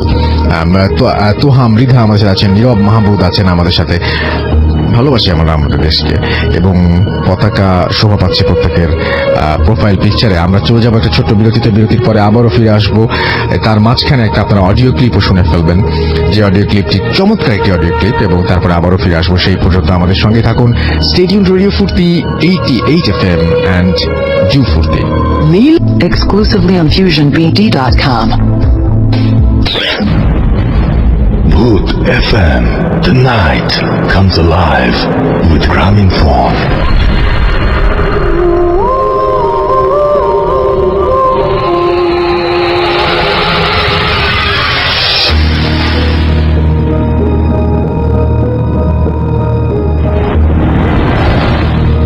আসসালামু আলাইকুম রাসেল ভাই, আমি ক্যানবেরা অস্ট্রেলিয়া থেকে বলছি। আজকে কাজের ব্রেকে আমি আমার ফ্রেন্ডের সাথে অ্যাকচুয়ালি কথা বলছিলাম। সো কথা বলার সময় সে আমার সাথে একটা স্টোরি শেয়ার করেছে। So actually what a coincidence, ওই ফ্রেন্ডটা হচ্ছে যে যার সাথে যে আমরা জার্ভিস পেয়ে গেছিলাম, সে ওই 4 জনের মধ্যে একজন ছিল মাইকেল। সো মাইকেল আমাকে যেটা বলছিল, মাইকেলের ঘটনা হচ্ছিল একটা রোডের উপর বেস করে, মানে সে ওই ইনফ্যাক্ট এই ঘটনাটাও নিউ সাউথ ওয়েলসে। সো আমি জানি না নিউ সাউথ ওয়েলস নিয়ে এত ঘটনা কেন আছে অস্ট্রেলিয়ায়, বিকজ এই স্টেটটা অনেক বড় এবং Australia is A mysterious continent. কারণ যেখানে এত মানুষ কম, জাস্ট জঙ্গলে, পাহাড়ে, স্ট্রিমস এন্ড সাগরেই ঘেরা, এখানে তো আমি মনে করি প্যারানর্মালের অস্তিত্বটা বেশি থাকবে হয়তো, বিকজ এখানে মানুষজনের টাচ খুবই বেশি। কারণ ধরেন নিউ সাউথ ওয়েলস ধরেন অথবা নর্দার্ন টেরিটরি, এরকম স্টেটে মানে কিছু জায়গা আছে যেখানে আধুনিকতা ধরেন বা মানুষের টাচই পড়ে নাই, এরকম অনেক জায়গা আছে। ইভেন আমিও ট্রাভেল করেছি অনেক জায়গায় এরকম, যে এখানে অনেক রিমোট, মানে খুবই নীরব। সো এনিওয়েজ ওই সুবাদে মাইকেল আমাকে একটা ঘটনা বলছিল। মাইকেল একবার ওর আসলে ওর কাজিন থাকতো বেটসম্যান বে নামক একটি জায়গায়, যেটিও নিউ সাউথ ওয়েলস এর একটি শোর অঞ্চল, মানে একটি কোস্টাল অঞ্চল, একটি কোস্টাল স্মল টাউন বেটসম্যান বে। সো বেটসম্যান বে আমি নিজেও গিয়েছি। বেটসম্যান বে রাস্তাটা মানে অনেক অনেক অনেক ডেয়ারিং ভাই, মানে কি বলবো আপনাকে রাসেল ভাই, আপনি বিলিভ করবেন না, মানে ইটস লাইক টেকনিক্যালি, মানে আপনি যদি বান্দরবন ট্রাভেল করে থাকেন যে এরকম পাহাড় ঘেঁষে রাস্তা, কিন্তু রাস্তাগুলো একটু চওড়া বাট ভেরি ডেয়ারিং টার্নিংস, এবং একদিকে পাহাড়, উঁচু পাহাড় উঠে গেছে হাজার হাজার ফিট উপরে, আর নিচে হচ্ছে আপনার প্যাসিফিক ওশান। সো খুবই চ্যালেঞ্জিং একটা ট্র্যাক। সো মাইকেল যেটা বলছিল যে সে ওর কাজিনের সাথে একবার উইকেন্ড কাটাতে বেটসম্যান বে যায়। সো যথারীতি সে উইকেন্ড কাটিয়ে সানডে অ্যারাউন্ড 9:30 10-ish সে ডিনার করে ওর কাজিনের কাছ থেকে বিদায় নিয়ে সে আর তার আরেকটা ফ্রেন্ড ওরা ক্যানবেরার উদ্দেশ্যে রওনা দিচ্ছে। সো আমি আপনাকে বলে রাখি রাসেল ভাই, ক্যানবেরা থেকে বেটসম্যান বে যেতে লাগে গোটা 2.5 ঘন্টার মতো। So it's not actually that fur, because খুবই কম ট্রাফিক থাকে ওই রোডে এবং রোডটা খুবই ফ্রি থাকে, বাট অনেক ডেয়ারিং টু ড্রাইভ, অনেক চ্যালেঞ্জিং। সো মাইকেল অ্যাকচুয়ালি আসছিল, সে পাহাড়ের ভিতর দিয়ে এই পাসগুলা যাচ্ছে, স্নেক পাস বলে ওইটাকে, ওইটা টার্নিং গুলা যাচ্ছে, সে চালাচ্ছে on the speed limit. So all the sudden সে যেটা খেয়াল করলো যে ওর সামনে, গাড়ির সামনে জঙ্গলের ভিতর থেকে দুটো অনেক বড় সাইজের ক্যাঙ্গারু ওর গাড়ির সামনে এসে পড়লো। সো সে কি করলো, because the road was free, say kangaroo গুলোকে কাটিয়ে সে রং সাইডে দিয়ে গিয়ে ক্যাঙ্গারু গুলাকে পাস করে সে আবার তার লেনে চলে আসলো। এন্ড দেন ওনারা, বিকজ ক্যাঙ্গারু গাড়ির সামনে পড়া এবং ক্যাঙ্গারু মারা অস্ট্রেলিয়াতে খুবই রেগুলার একটা প্র্যাকটিস, খুবই স্বাভাবিক, বিকজ এত রিমোট আর ওয়াইল্ড লাইফ অস্ট্রেলিয়াতে যে হাইওয়েতে এরকম পড়তেই পারে। আমরা যে সময় সিডনি মেলবোর্ন চালিয়ে যাই, অনেক শখানিক ক্যাঙ্গারু আমরা আমাদের ট্রাভেলে দেখি যে রাস্তায় মরে পড়ে আছে। সো এটা একটা regular practice. So according to that Michael এটা আসলে পাত্তা দেনি, সে গাড়ি চালাচ্ছিল। সো অ্যারাউন্ড 10-15 মিনিটস লেটার তারা আরবার যেটা খেয়াল করলো, এইবার সেম সাইজের দুটো ক্যাঙ্গারু একটা ওদের সামনে এসে পড়লো। সে এগেইন ওটাকে ক্রস করলো এবং ক্রস করার উইদিন 10 সেকেন্ডস আরেকটা সামনে এসে পড়লো। পড়ার পরে যেটা হলো যে গাড়ির সামনে একদম, মানে ওর যেটা গ্রিল আছে, রেডিয়েটারের যে গ্রিলটা আছে, ওখানে বাড়ি খেলো ক্যাঙ্গারুটা, এবং খাওয়ার পরে গাড়িটা খুব বড় একটা স্ট্রোক মারলো কি গাড়িটা একটা ঠেকান মেরে গাড়িটা স্টার্ট অফ হয়ে গেল। সো দিস টাইম মাইকেল খুবই ফ্রিকড আউট হয়ে গেল, because it was like around 11:30 in the night. ওরা একটা রিমোট নিউ সাউথ ওয়েলস এর একটা রিমোট হাইওয়ের উপরে আছে, যেখানে মানে বলতে গেলে হাফ এন আওয়ার 40 মিনিটসও কোনো অনকামিং বা অনগোয়িং ট্রাফিক থাকে না, মানে একদম নীরব একটা জায়গার মধ্যে ওর friend start. So first thing ওরা যেটা করলো যে গাড়িটা বাড়ি খাওয়ার পরে সে কোন রকম গাড়িটাকে সাইড করলো রোড থেকে, এবং ইমার্জেন্সি লাইটস গুলো জ্বালিয়ে ওরা ভিতরেই আসলে ডিসাইড করছিল যে বাইরে গিয়ে দেখবে কিনা না। Okay fine. পরে লাইক হাফ এন আওয়ার পরে ওরা ডিসাইড করলো যে না, আমরা একটা কাজ করি, যে আমরা বাইরে বের না হই, গাড়িটা আমরা লক করে ভিতরে থেকে আমরা ইমার্জেন্সি সার্ভিসে ফোন করি। সো আসলে অস্ট্রেলিয়ার এইকে যদি আপনার পরিচিত কেউ থাকে রাসেল ভাই, অস্ট্রেলিয়া আপনি জিজ্ঞেস করলে জানতে পারবেন যে অনেক সময় অস্ট্রেলিয়ার কোস্টাল বা রিমোট আপনি এরিয়াতে গেলে ফোনের নেটওয়ার্কটা পর্যন্ত থাকে না। সো অ্যাকচুয়ালি ওদের নেটওয়ার্ক সেম জিনিসটা ওদের সাথেও হচ্ছিল, যে নেটওয়ার্ক আসছিল যাচ্ছিল, ওরা আসলে নেট পাচ্ছিল না। সো ওরা গাড়িতে আসলে বসা। সো লাকিলি আফটার 15-20 মিনিটস ওদের নেটটা ফোনে অ্যাপিয়ার করলো, and then they straight way called emergency support, যেটা road highway road and assistance team, যেটা ওটাকে ফোন করলো। এন্ড দেন ফোন করার পরে ওদের লোকেশন অটোমেটিক লোকেট করতে পারছে ইমার্জেন্সি টিম, এন্ড ওরা বললো যে it will take a good 2 to 3 hours so to reach, because মানে ইমার্জেন্সি টিমের যেটা আপনার সেন্ট্রাল যেটা ওই এরিয়াতে, ওইটা আপনার ওই ব্যাক টু লাইক ক্যানবেরা থেকে ইমার্জেন্সি টিম যেতে হবে, গিয়ে আপনার ওদেরকে রিসিভ করে নিয়ে আসতে হবে। সো ওরা বললো fine, okay, we will wait in the car. And by the time সব ওরা কনভারসেশন কনফার্ম করে আপনার ওয়েট করছিল। It was like around 12:30। So ওরা গাড়িতে আসলে বসে আছে রীতিমতো, এন্ড লাইট অফ করে দিয়ে ওরা জাস্ট চুপচাপ বসে আছে। And they are like Michael lit up a cigarette and he was talking to his friend. All the sudden সে যেটা দেখলো যে ভাইয়া মানে রাসেল ভাই ও দেখার জন্য আসলে তৈরি ছিল না।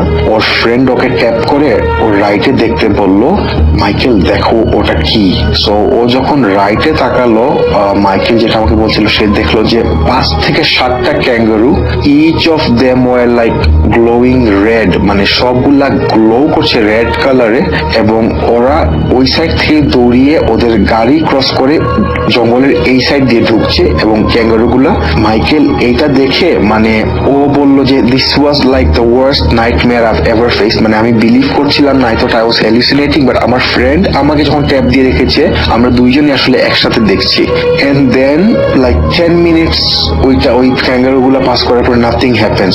আফটার অ্যানাদার 10-15 মিনিটস আবার এই সাইড থেকে 7-8টা kangaroo with same colour, with burning red eyes এবং same like glowing red body, kangaroo গুলা আপনার হুফিং করে এই রোড ক্রস করে ওই জঙ্গলে যাচ্ছে।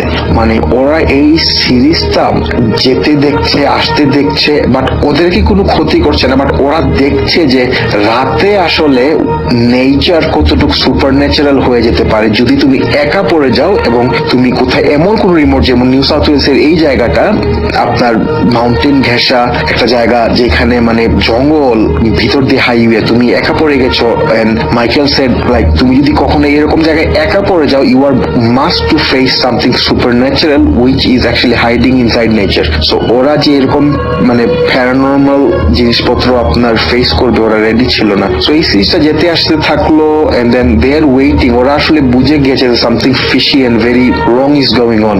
এরপরে ওরা যেটা দেখলো যে আপনার জঙ্গলের ভিতরে ওরা দেখলো যে গ্লোয়িং লাইট, মানে এখন মানে ওদের গাড়ির অপোজিটের সাইডে যে জঙ্গলের পোর্শনটা, ওখানে ওরা দেখলো যে লাইট গ্লো করছে একদম রেড, মানে প্রপার রেড হয়ে একটা লাইট আপনার সারফেসিং, ইটস লাইক গ্লোয়িং লাইক, এবং লাইটটা ওদের দিকে গ্লো করতে করতে আসছে। ওকে, ওরা দেখতেই থাকলো and like they are wondering like আমাদের সাথে হচ্ছেটা কি, এরকম হচ্ছেটা কি। সো সে দেখতে সে যেটা দেখলো যে এখন ঝাঁকে মানে লাইক অ্যারাউন্ড 15-20 ক্যাঙ্গারু, সবগুলা গ্লোয়িং ইন রেড কালার, সবগুলা মাউন্টেনের ওই ফরেস্ট থেকে বের হয়ে এসে হাইওয়ের ওখানে ওদের গাড়ির ঠিক অপোজিট বরাবর দাঁড়িয়ে, মানে এক দৃষ্টিতে ওরা ক্যাঙ্গারু গুলা উপরের দিকে তাকিয়ে আছে এবং লাইক ক্যাঙ্গারু গুলা মানে কোনো নডিং না, কোনো মুভমেন্ট, জাস্ট আকাশের দিকে ক্যাঙ্গারু গুলো তাকিয়ে আছে for some reason. And then like ওরা এরকম মানে 10-15 মিনিট কোনো মুভমেন্ট নেই, এবং ও আর ওর ফ্রেন্ড আসলে স্ক্রিম করতে যাচ্ছে ভয়, মানে ওরা শিভারিং করছে, বাট দুইজনের মুখে চাপা মেরে ধরে আছে because they don't want to make any noise.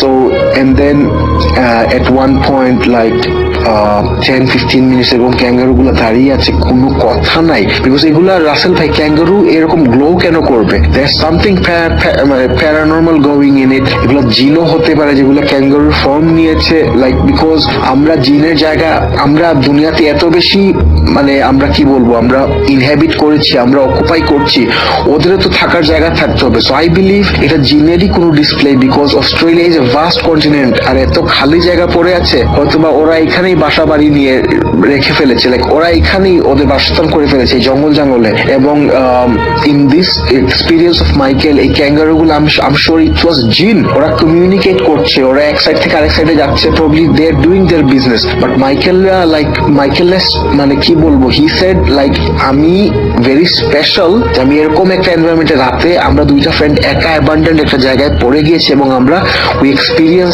The shock of our life time. Like এরকম নেচারের মধ্যে সুপার নেচার যে এরকম মানে মিক্স আপ হয়ে থাকতে পারে আমরা দেখে আশ্চর্য হয়ে গেছি। তো এনিওয়ে 10-15 মিনিট এরকম থাকতেন ক্যাঙ্গারুগুলো এক দৃষ্টিতে উপরে তাকিয়ে আছে। ঠিক তখন মানে একটা গাড়ির রে মাইকেলদের গাড়ির পিছন থেকে পড়লো, মানে there is somebody else coming from the back. তখন যেটা মাইকেল খেয়াল করলো যে ক্যাঙ্গারুগুলা নিমিষে ওই দিক থেকে মানে মুভমেন্টের থ্রুতে না রাসেল ভাই, মানে কি বলবো মুভমেন্টের থ্রুতে না, জাস্ট লিটারেলি রিভার্স তো না, জায়গার মধ্যে ঘুরে গেল ওরা 360 ঘুরেই আরবার হুটিং করে করে ওই গ্লোয়িং অবস্থায় লাইক ওই জঙ্গলের ভিতরে যেতে যেতে যেতে যেতে মানে ওরা দেখলো যে it is they are glowing and they are hooting away.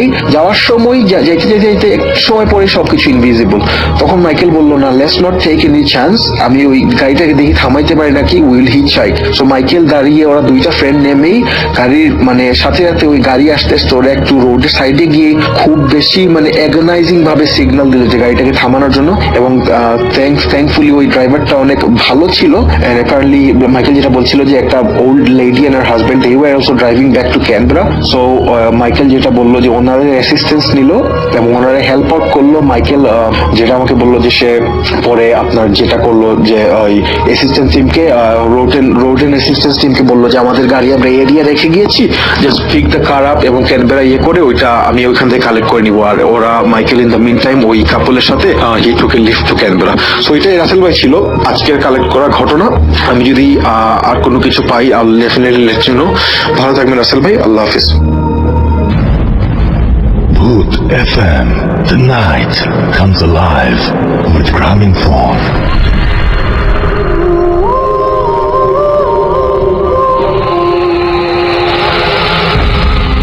Yes, the night comes alive with Graminphone. শুনছেন সবসময় রেডিও ফুর্তি আর চলছে ভূত এফএম। আমি রাসেল আছি, সাথে আমার সাথে রয়েছে মাসুম ভাই এবং আজকের অতিথিরা। এবং আপনারা সবাই লিখছেন ফেসবুকে, সেই লেখাগুলোতে পরে যাব। আপাতত আমরা আরো একটা ঘটনা শুনে আসবো। আমাদের আরো একজন নতুন অতিথি এই মুহূর্তে জয়েন করেছেন আমাদের সাথে এবং তার ঘটনা আমরা শুনবো। আপনার নামটা প্লিজ একটু বলবেন, আপনি কোথা থেকে এসেছেন, তারপরে আপনার ঘটনায় যাব। আসসালামু আলাইকুম স্যার, পিয়াস যাত্রাবাড়ি থেকে। ইয়াস, বলুন আপনার ঘটনা। আমার ঘটনাটা আমার আব্বুর সাথে ঘটা। আচ্ছা, তো আমি সরাসরি ঘটনা জি জি প্লিজ প্লিজ। আমার আব্বু আজ থেকে 20-22 বছর আগে কুমিল্লা একজন মহিলা ম্যাজিস্ট্রেটের কার চালাতো আর কি, ড্রাইভ করতো। তো ম্যাক্সিমাম টাইম আপনার কারটা দেখা যেত যে রেন্টে কারে চলতো। তো যে কোনো একদিন আমার আব্বু আপনার চিটাগাং কি রেন্টে কার থেকে চলে গেছে। তো ওই সময় ওই ম্যাজিস্ট্রেট সাহেব যে ফোন দিয়ে বললো যে কি তার রিলেটিভ, খুব কাছের একজন রিলেটিভ, আচ্ছা, তার একজন আত্মীয় মারা গেছে। আচ্ছা, তো কুমিল্লা মেডিকেলে তাকে কি যেতে বললো। আচ্ছা, তো আমার আব্বু ওখানে গেল। যাওয়ার পরে কি যেখানে লোকজন ছিল যে তাদের কন্ট্যাক্ট করার সাথে সাথে তো তারা আসলো। আসার পরে দেখা গেল যে ডেড বডিটা বাইরে। তোমার আব্বুকে তখন তারা বললো যে তারা 3-4 জন সাথে যাবে। তো আব্বু ঠিক আছে, ডেড বডি তুললো। তো যখন বের হওয়ার সময় তখন তারা বলতেছে যে একজন যাবে, তো যে ডেড বডি তার ছোট ভাই। তো তারা আপনার রওনা হলো খাগড়াছড়ির উদ্দেশ্যে। তা আমার আব্বু কুমিল্লা দিয়ে ফেনী দিয়ে আপনার গেল। তো ফেনী দিয়ে যখন যাচ্ছে তখন আমার আব্বুর কি কারটা মোটামুটি অনেক ভার হয়ে গেছে, সে বুঝতে পারতেছে গাড়ি চলছে না ঠিক মতো তেমন। এরকম করতে করতে আপনার যখন আপনার খাগড়াছড়ি আলুটিলা পাহাড়ে উঠলো তখন পর্যন্ত সব ঠিকঠাক ছিল। তো যখন আর কি আপনার আর কি পাহাড় দিয়ে নামতেছে তখন আব্বুর চোখটা হঠাৎ করে লুকিং গ্লাসে গেল গাড়ির। আচ্ছা, তো হঠাৎ করে আব্বু মনে হলো যে আপনার কি লাশটা উঠে আর কি আপনার সামনে যে গ্রিল গুলা থাকে আর কি ড্রাইভিং সিটের পিছনে, ওটা ধরে কি এভাবে থুতনি লাগিয়ে রয়েছে আর কি। তো ওটা দেখে আব্বু আর কি মনে করলো চোখের ভুল ধারণা, লুকিং গ্লাসটা সরে আর কি অন্যদিক ঘুরে দিল। তো কিছুক্ষণ পর চিন্তা করলো যে দেখি আসলে কি আছে, আবার সেটা করলো আর কি, লুকিং গ্লাস ঠিক করে দেখলো যে না লাশটাও হয়ে আছে। তো এরকম একটা সিচুয়েশন যে আপনার গাড়ি থেকে এসে নামতেও পারতেছে না, বাস কিছু কি করতেও পারতেছে না, মানে একদম বিপদে পড়ে গেছেন, হ্যাঁ। কোনো ধরনের কোনো রানিং অবস্থায় উপায় পাচ্ছেন না, হ্যাঁ, কি নামছে। করবেন না করবেন। জি। আচ্ছা, জি। তো তখন কোনো মতো আর কি আমার আব্বু নামলো। পাহাড় থেকে নামার পরে তো হ্যান্ড ব্রেক টান দিয়ে আব্বু আর কি সাথে যে বসা ছিল তার ছোট ভাই তাকে বললো যে দেখেন আপনাদের ডেড বডির কি অবস্থা হয়েছে। সেটা বলে আব্বু হ্যান্ড ব্রেক টান দিয়ে নেমে গেছে। তো নেমে যাওয়ার পর আর কি ওই যে লোকটার সাথে বসা ছিল সেও আর কি গেট খুলে আর কি দৌড়। তো আমার আব্বু আর কি আপনার হাঁটতে হাঁটতে হাঁটতে প্রায় 20 থেকে 25 মিনিট হাঁটার পরে একটা গ্রামের ভিতরে গিয়ে দেখলো যে আপনার ওই সময় প্রায় ফজর আজানের কাছাকাছি। তো দেখলো একজন আর কি কলপারে একজন মুসলমান আপনার অজু করতেছে। তো সে আমার আব্বুকে দেখার পর আর কি আব্বু খুব হয়রান ছিল আর খুব ঘামাচ্ছিল। তো আমার আব্বুকে বললো যে কি হিসাব আপনার। তখন আমার আব্বু এরকম বলার পরে তো হঠাৎ করে মসজিদের থেকে আপনার একজন ইমাম সাহেব বেরিয়ে আসলো, আর যে আর কি অজু করতেছিল সে মুয়াজ্জিম সাহেব আর কি। তো ওই আর কি আব্বু সবকিছু বলার পরে তো ইমাম সাহেব বললো আচ্ছা ঠিক আছে চলেন দেখি কি আছে কি হয়েছে। তো গেল আমার আব্বুর সাথে তারা। তো যাওয়ার পরে দেখতেছি যে আর কি লাশ আসলে ওভাবে আছে, ঠিক আছে। তো আর কি যে ইমাম সাহেব সে আমার আব্বুকে বলতেছে যে লাশ এভাবে কেন আনছেন, আপনার যে লাশটা সেটা তো আপনার নিয়ে যেত লাশ, যাই ছিল পাহাড়ের মাঝখান থেকে আসছিল। পর ইমাম সাহেব কিছু সুরা টুরা আর কি আপনার পরে বড়ই পাতা দিয়ে লাশের আর কি নাক আর কি কান বন্ধ করে দিল। তো আমার আব্বু আর কি পরে আর কি আমার আব্বুকে যেতে বললো। যাওয়ার পরে সে আর কি বলতেছে যে আমার আব্বু বলতেছে না আমি সাথে লাগলে লোক নিয়ে যাবো। তো এখানে কিছু টাকার বিনিময়ে 3-4 জন লোক যেতে রাজি হইলো। আচ্ছা। তো আল্লাহর রহমতে আমার আব্বু ঠিক মতো গেল, যে পৌঁছেছে। তো এরপরের থেকে আব্বু টানা 3-4 দিন প্রচুর জ্বর, আর কি জ্বর ছাড়ার কোনো নামগন্ধই নেই। আচ্ছা। পরে একজন কবিরাজকে আনা হইলো। তো কবিরাজটা আনার পরে অনেক কিছু করার পরও আর কি কোনো হইতেছিল না। পরে কবিরাজটা লাস্ট স্টেপ যেটা নিল যে একটা কাঁসার প্লেটের মতো সেটা আমার আব্বুর পিঠে লাগালো। তারপর আর কি ঠিক 10 থেকে 15 মিনিট পর ওই যে আপনার এই কাঁসার প্লেটটা নরমালি আপনার সোনালী কালারের থাকে, ঠিক আছে, ওটা পুরো ব্ল্যাক কালার হয়ে গেছে। তারপর থেকে আল্লাহর রহমতে আমার আব্বু এখন সুস্থ। আর আমার আব্বু আর কি ওই দিনই লাশ ক্যারি করা। তারপর থেকে উনি আর কোনোদিন লাশ না, কখনোই না। থ্যাংক ইউ ভেরি মাচ আপনার ঘটনার জন্য, আপনাকে অনেক ধন্যবাদ। আমি বিশ্বাস করি যে আপনাদের জীবনে এরকম চমৎকার সব ঘটনা আছে, যে ঘটনাগুলো আপনারা চাইলে কিন্তু আমাদেরকে লিখে পাঠাতে পারেন, এবং সেই সমস্ত ঘটনা আপনারা চাইলে কালেক্ট করে আমাদেরকে পাঠাতে পারেন। আপনাদের সেই সমস্ত ঘটনার অপেক্ষায় থাকলাম। আমি দেখতে পাচ্ছি যে এখন মোটামুটি সবার প্রোফাইল পিকচারেই লাল সবুজ হয়ে গেছে, এবং আমাদের সাথে আছেন প্রিন্স শামীম রেজা, এবং তিনি চাঁপাইনবাবগঞ্জ থেকে আমাদের সঙ্গে আছেন। এনজি বাবর আমাদের সঙ্গে আছেন ইসমাইল খান জুনিয়র, এছাড়াও জাবের হোসেন সীমান্ত আমাদের সঙ্গে আছেন। এমডি মুস্তাসিম বিল্লাহ ফাহিম আমাদের সঙ্গে আছেন, তিনি প্রোফাইল পিকচারও চেঞ্জ করেছেন, অ্যাপ দিয়েও শুনছেন। সজীব সাহা আমাদের সঙ্গে আছেন ইসমাইল খান জুনিয়র, আমাদের সাথে আছেন আবির হাসান, রাকিব আমাদের সাথে আছেন, জাবের হোসেন সীমান্ত আমাদের সাথে আছেন, কাজল আমাদের সাথে আছেন, দেখতে পাচ্ছি এমডি আচ্ছা আমি আপনার নামটা পড়েছি, শৈশব আমাদের সঙ্গে আছেন, জাবের হোসেন আমাদের সাথে আছেন দেখতে পাচ্ছি সবুজ রানা, এছাড়াও আমাদের সঙ্গে আছেন দেখতে পাচ্ছি রেজাউল খান, এবং আমাদের সাথে আছেন পিকে রাকিব, আমাদের সঙ্গে আছেন দেখতে পাচ্ছি মেহজাবিন রোকাইয়া বৃষ্টি, এবং তিনি ঢাকা থেকে শুনছেন। 2-3টা ঘটনা আছে, এবং সেটা আপনি অবশ্যই পাঠিয়ে দিন আমাদেরকে ভূতফম@radio.fm এই অ্যাড্রেসে। আবির হোসাইন সাহাত আমাদের সঙ্গে আছেন দেখতে পাচ্ছি, এছাড়াও এ আর রিফাত, এছাড়াও আমাদের সাথে আছেন কেয়ারলেস লিমন, শিশির আহমেদ আমাদের সাথে আছেন দেখতে পাচ্ছি, এছাড়াও এমডি আনিসুর রহমান ছাড়াও আমাদের সঙ্গে আছেন রাজু, এবং তিনিও প্রোফাইল পিকচার চেঞ্জ করেছেন। আমাদের সঙ্গে আরো অনেকেই এই মুহূর্তে আছেন, যেমন ইমন আমাদের সঙ্গে আছেন শিপলু মজুমদার, এবং আমাদের সঙ্গে এবং অনেক ভালোবাসি ভূত এফএম, ভয় লাগছে না তার কাছে এখনো পর্যন্ত। এছাড়াও আরো অনেকেই আমাদের সঙ্গে আছেন এই মুহূর্তে। আব্দুল নূর তুষার সাহা আমাদের সাথে আছেন, সজীব সাহা আমাদের সাথে আছেন, এমডি সুজন উদ্দিন সিফাত আমাদের সঙ্গে আছেন দেখতে পাচ্ছি FZ ফয়সাল সহ আরো অনেকে। তো আমরা একটা ঘটনায় চলে যাই, যে ঘটনাটি আমাদের একজন লিসেনার আমাদেরকে পাঠিয়েছেন। তো ঘটনাটি তিনি লিখছেন সেভাবেই পড়ে শোনাচ্ছি। আসসালামু আলাইকুম রাসেল ভাই, আমি মেহেদি হাসান রনি, বাগেরহাট শরণখোলা উপজেলা থেকে লিখছি।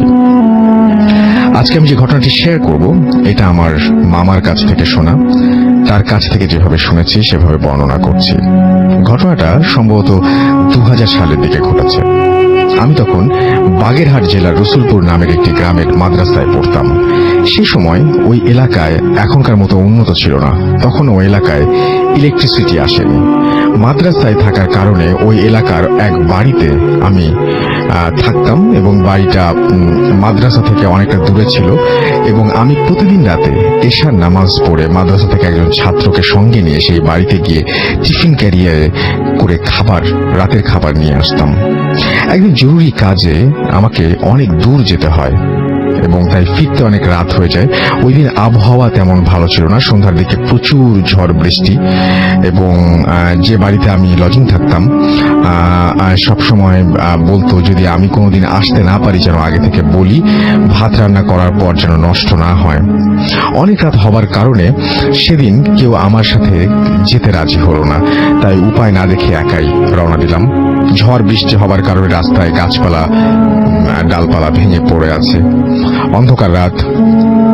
আমার এক হাতে একটা টর্চ লাইট, অন্য হাতে টিফিন ক্যারিয়ার। চারিদিক জনমানব শূন্য, মনে হচ্ছে আশেপাশে কেউ নেই, শুধু ঝিঝি পোকার আওয়াজ, কেমন যেন একটা গাছ ছমছমে পরিবেশ। আমি যত হাঁটছি মনে হচ্ছে যেন আজকে পথ কমছে না। কিছু যাবার পর একটা কালভার্ট পড়ে এবং এক পাশে বিশাল একটা বাগান, অপর পাশে ফসলের ক্ষেত। কিছু দূর সামনে গেলেই একটা চায়ের দোকান, তবে নিশ্চিত এখন সেটা বন্ধ। কালভার্টটা অতিক্রম করার পর কেন যেন সবকিছু একদম নিস্তব্ধ হয়ে গেল। আশেপাশে সেই ঝিঝি পোকার ডাক কোথায় যেন মিলিয়ে গেল। আমার একটু ভয় লাগা শুরু করলো। হঠাৎ একটা কণ্ঠস্বরে আমি আঁতকে উঠলাম।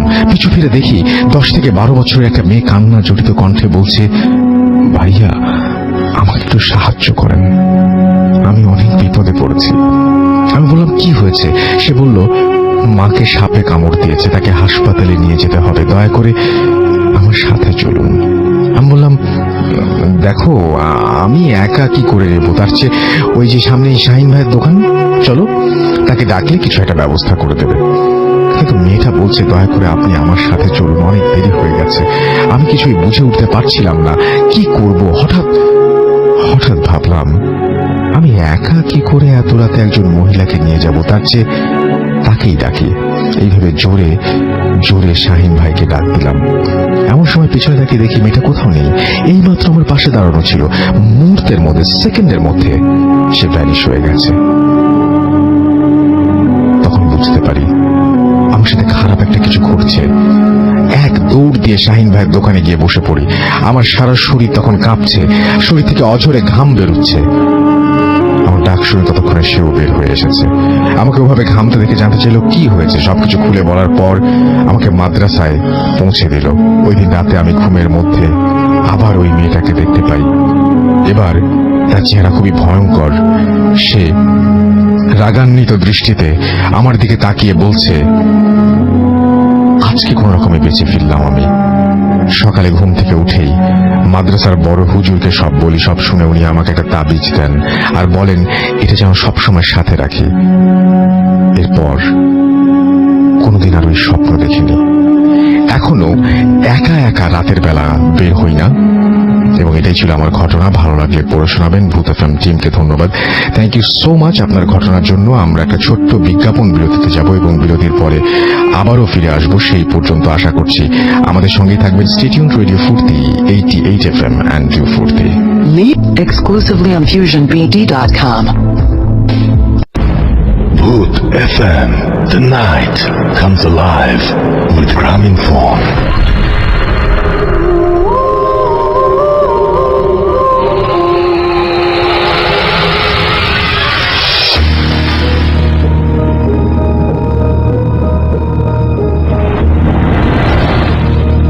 হ্যালো রাসেল ভাই এবং হ্যালো টু অল দ্য ভূত এফএম লিসেনার্স।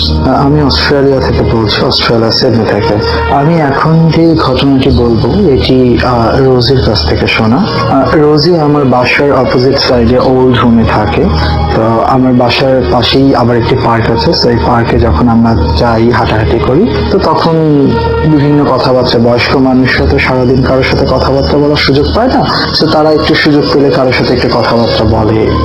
এটাই হয়তো তাদের দিনের প্রথম, কারোর সাথে ভালো ব্যবহার, ভালো কথাবার্তা এরকম বলে। তো আমি এই পার্কে বসে থাকা অবস্থায় বৃদ্ধ রোজির কথা শুনেছি, তার জীবনের একটি স্ট্রেঞ্জ ঘটনা। তো সে নিজে বেশ আগ্রহ করে বলছিল এবং আমি শুনছিলাম। ঘটনাটি ঘটে রোজির সাথে। রোজির বয়স যখন 14 বছর, আর রোজির জন্ম আয়ারল্যান্ডে, এবং এই ঘটনাটি যখন ঘটে তখন রোজি আয়ারল্যান্ডেই থাকে। তো রোজির 14তম জন্মদিনে রোজির বাবা মা রোজিকে একটি অ্যান্টিক মিরর গিফট করে। মিররটি ছিল প্রায় 2.5 থেকে 3 ফিট, 3 ফিটের মতো লম্বা এবং 1.5 ফিটের মতো পাশে। তো রোজিটি আয়নাটি পেয়ে বেশ খুশি হয়। আয়নাটির চারপাশে সোনালী রঙের ফ্রেমে বাঁধানো ছিল এবং বোঝায় যে আয়নাটি বেশ পুরনো। তো আয়নাটি যখন রোজি তার রুমে লাগায় এবং প্রথম আয়নাটির সামনে যায়, যাওয়ার পরে সে দেখে আয়নাতে তাকে অসম্ভব সুন্দর লাগছে, মানে এত সুন্দর তাকে আর কখনোই লাগে নাই। এবং এই আয়নার সামনে সে যতবারই যায় সে ততবারই নিজেকে নিজে দেখে মুগ্ধ হয়ে যায়, আমরা যেটাকে নেফারসিজম বলি। তো রোজির ওরকম নেফারসিজম হয়ে যায়, সে যতবারই আয়নার সামনে যাচ্ছে ততবারই তাকে এত সুন্দর লাগছে, তো সে রীতিমতো প্রেমে পড়ে যাচ্ছে তার নিজের, মানে নিজেকে নিয়ে সে মুগ্ধ হয়ে যাচ্ছে। তো পরে রোজি যখন ঘরের অন্য একটি আয়নার সামনে যায় তখন দেখে তার মুখ বিভৎস লাগছে, মানে তার মুখের চামড়া খোলে খোলে পড়ছে, এইরকম টাইপের একটা কিছু লাগছে। তো অনেক বৃদ্ধ লাগছে রোজিকে, এরকম মনে হচ্ছে যেন 100-150 বছর বয়স হয়ে গেছে, তার শরীরে চামড়া ঝুলে পড়ছে, খুলে খুলে পড়ছে এরকম। তো রোজি বেশ ভয় পেয়ে যায় এবং সে সাথে সাথে দৌড়ে আবার ওই আয়নার সামনে যায়, দেখে যে না, সে আয়নাতে তাকে অসম্ভব সুন্দর লাগছে। তো যাই হোক, রোজি কোনো রীতিমতো ভয় পেয়ে ওই দিন রাতে সে ঘুমোতে চলে যায়, আয়নাটি তার রুমেই লাগানো থাকে। তো হঠাৎ করে একদিন রাতে, ওই দিন রাতে তার ঘুম ভেঙে যায় এবং ঘুম ভাঙার সাথে সাথে সে শুনতে পারে তাকে বেশ সুরেলা একটা কণ্ঠে ডাকছে, রোজি রোজি কাম হিয়ার, এরকম টাইপের বেশ গান গেয়ে গেয়ে ডাকছে। তো রোজি রীতিমতো বিমোহিত হয়ে চারপাশে তাকায় এবং তার রুমের যে প্রদীপটি থাকে, তখন তো ইলেকট্রিসিটি ছিল না তার গ্রামে, তো সে তার যে প্রদীপটি থাকে সে প্রদীপটি জ্বালায়। তো প্রদীপের আলোতে জ্বালানো আলোটা যখন আয়নার উপরে পড়ে তখন দেখে যে আয়নার উপরে অসম্ভব সুন্দরী এক রোজিকে দেখা যাচ্ছে। সে বুঝতে পারছে এটি সেই।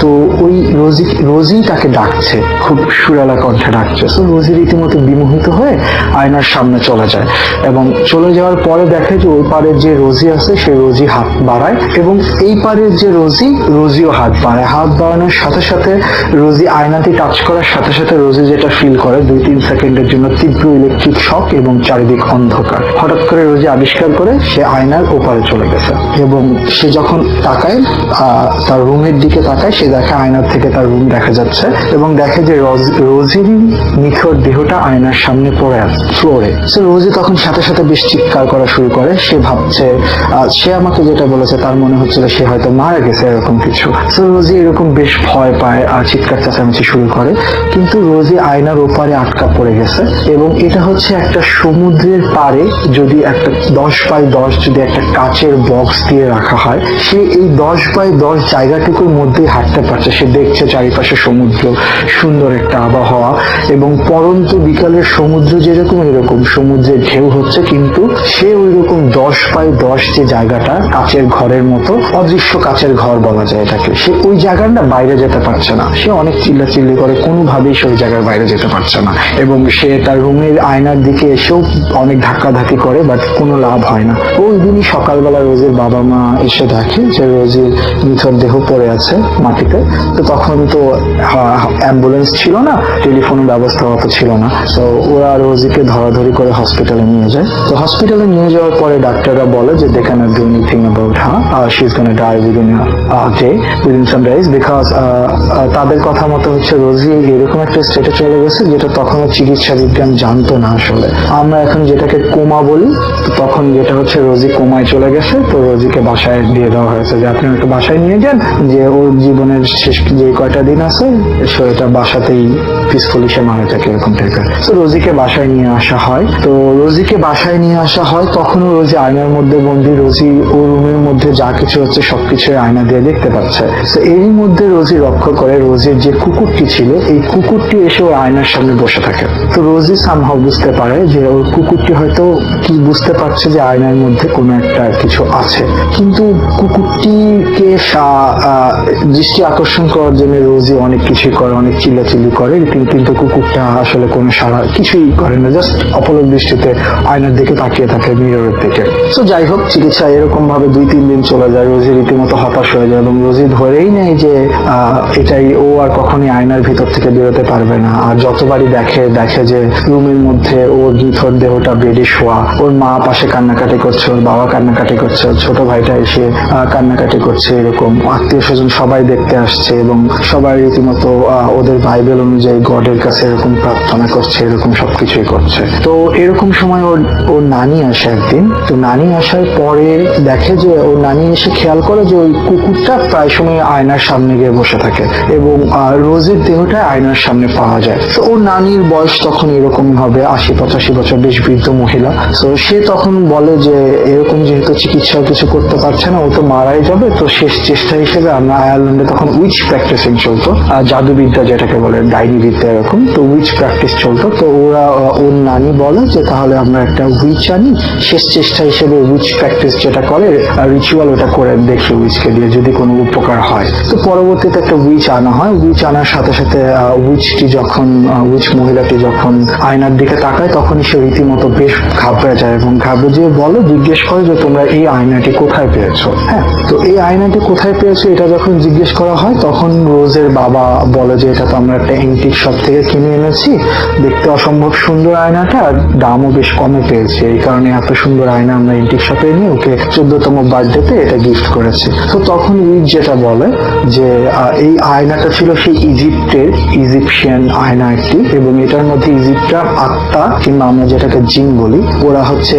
জিন এটার মধ্যে বন্দি করে রাখতো। হ্যাঁ, তো পরবর্তীতে রোজের বাবা যখন এই আয়নাটি নিয়ে ওই অ্যান্টিক শপে যখন খোঁজ নেয় যে এটা কিভাবে আসলো, তো তখন সে জানতে পারে যে এই আয়নাটা হচ্ছে একটা শিপওয়েক, মানে ভঙ্গ জাহাজ থেকে সমুদ্রের নিচ থেকে একটি জাহাজের মধ্যে একটা কফিন ছিল এবং এই কফিনের মধ্যে আয়নাটা ছিল।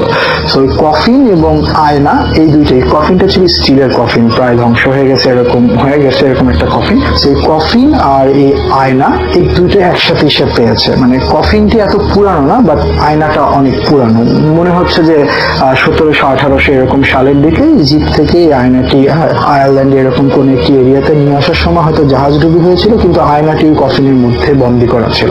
তো পরবর্তীতে এন্টিক শপওয়ালারা এটাকে ওই রোজির বাবার কাছে সেল করে। তো যখন এরকম ভাবে উইচটি প্রথম দিন আসলো, তো বলে যায় যে ও সেকেন্ড দিন আসবে, সে চেষ্টা করে দেখবে যে রোজিকে আয়না থেকে বের করা যায় কিনা। এবং উইচ এটাও বলে যে যেই জিনটা হচ্ছে আয়নার ভিতরে ছিল, সেই জিনটা হচ্ছে রোজি কুমারী হওয়ার কারণে এবং ওর বয়স 14-15 এরকম হওয়ার কারণে রোজিকে ওই জিনটা ফুসলে ফাসলে আয়নার ভিতরে নিয়ে গেছে এবং ওই জিনটা ওই রোজিকে আয়নার ভিতরে নিয়ে সামহাও ওই জিনটা বের হয়ে গেছে আয়না থেকে। তো পরবর্তীতে উইচ আসলো। উইচ প্র্যাকটিস করার সাথে সাথে উইচ যেভাবে প্র্যাকটিস করে বিভিন্ন রিচুয়াল করার পরে রোজি হঠাৎ করে ফিল করে যে তার নিঃশ্বাস, সে আয়নার ভিতর থেকে ফিল করে তার নিঃশ্বাস বন্ধ হয়ে যাচ্ছে, চারিদিক অন্ধকার হয়ে যাচ্ছে এবং এরকম অবস্থায় সে বুঝতে পারে যে সে জ্ঞান হারাচ্ছে আয়নার ভেতরে এবং সে ফিল করে সে তীব্র আলোর মধ্যে দিয়ে যাচ্ছে, লাল আলো খুব দ্রুত একটা কিছু ট্রাভেল করছে এরকম, এবং পরক্ষণে সে বড় একটি নিঃশ্বাস নেয় এবং নিঃশ্বাস নেওয়ার সাথে সাথে সে ফিল করে যে রোজি তার দেহে ফিরে এসছে এবং রোজি জেগে যাওয়ার সাথে সাথে দেখে যে তার বাবা মা চারপাশে এবং উইচটা তার পায়ের কাছে বসে রিচুয়াল করছে তখনও, আর বাবা মা খুশিতে কান্নাকাটি শুরু করে দেয়। রোজিও অনেক খুশি হয়ে যায় যে এতদিন পর্যন্ত সে আয়নার মধ্যে বন্দী ছিল, সে ছাড়া পেয়ে গেছে। তো পরবর্তীতে চিকিৎসা বিজ্ঞান রোজিকে যেই সমাধান দিয়েছে, আরো পরে সে যখন ডাক্তারদের সাথে এই বিষয়ে কথা বলেছিল, তার জীবনী একটা ইভেন্ট এরকম একটা ঘটনা ঘটেছিল। তো চিকিৎসা বিজ্ঞানের ডাক্তাররা যেটা বলেছে যে রোজি কোমাতে চলে গিয়েছিল এবং কোমাতে গেলে এরকম অনেক ঘটনা আছে যে কোমাতে যে ব্যক্তি চলে যায় সেই ব্যক্তি চারিপাশে সবকিছু নিয়ে সচেতন থাকে এবং সে দেখতে পারে, বাট সে কোনো একটা জায়গায় আটকা পড়ে থাকে, লাইক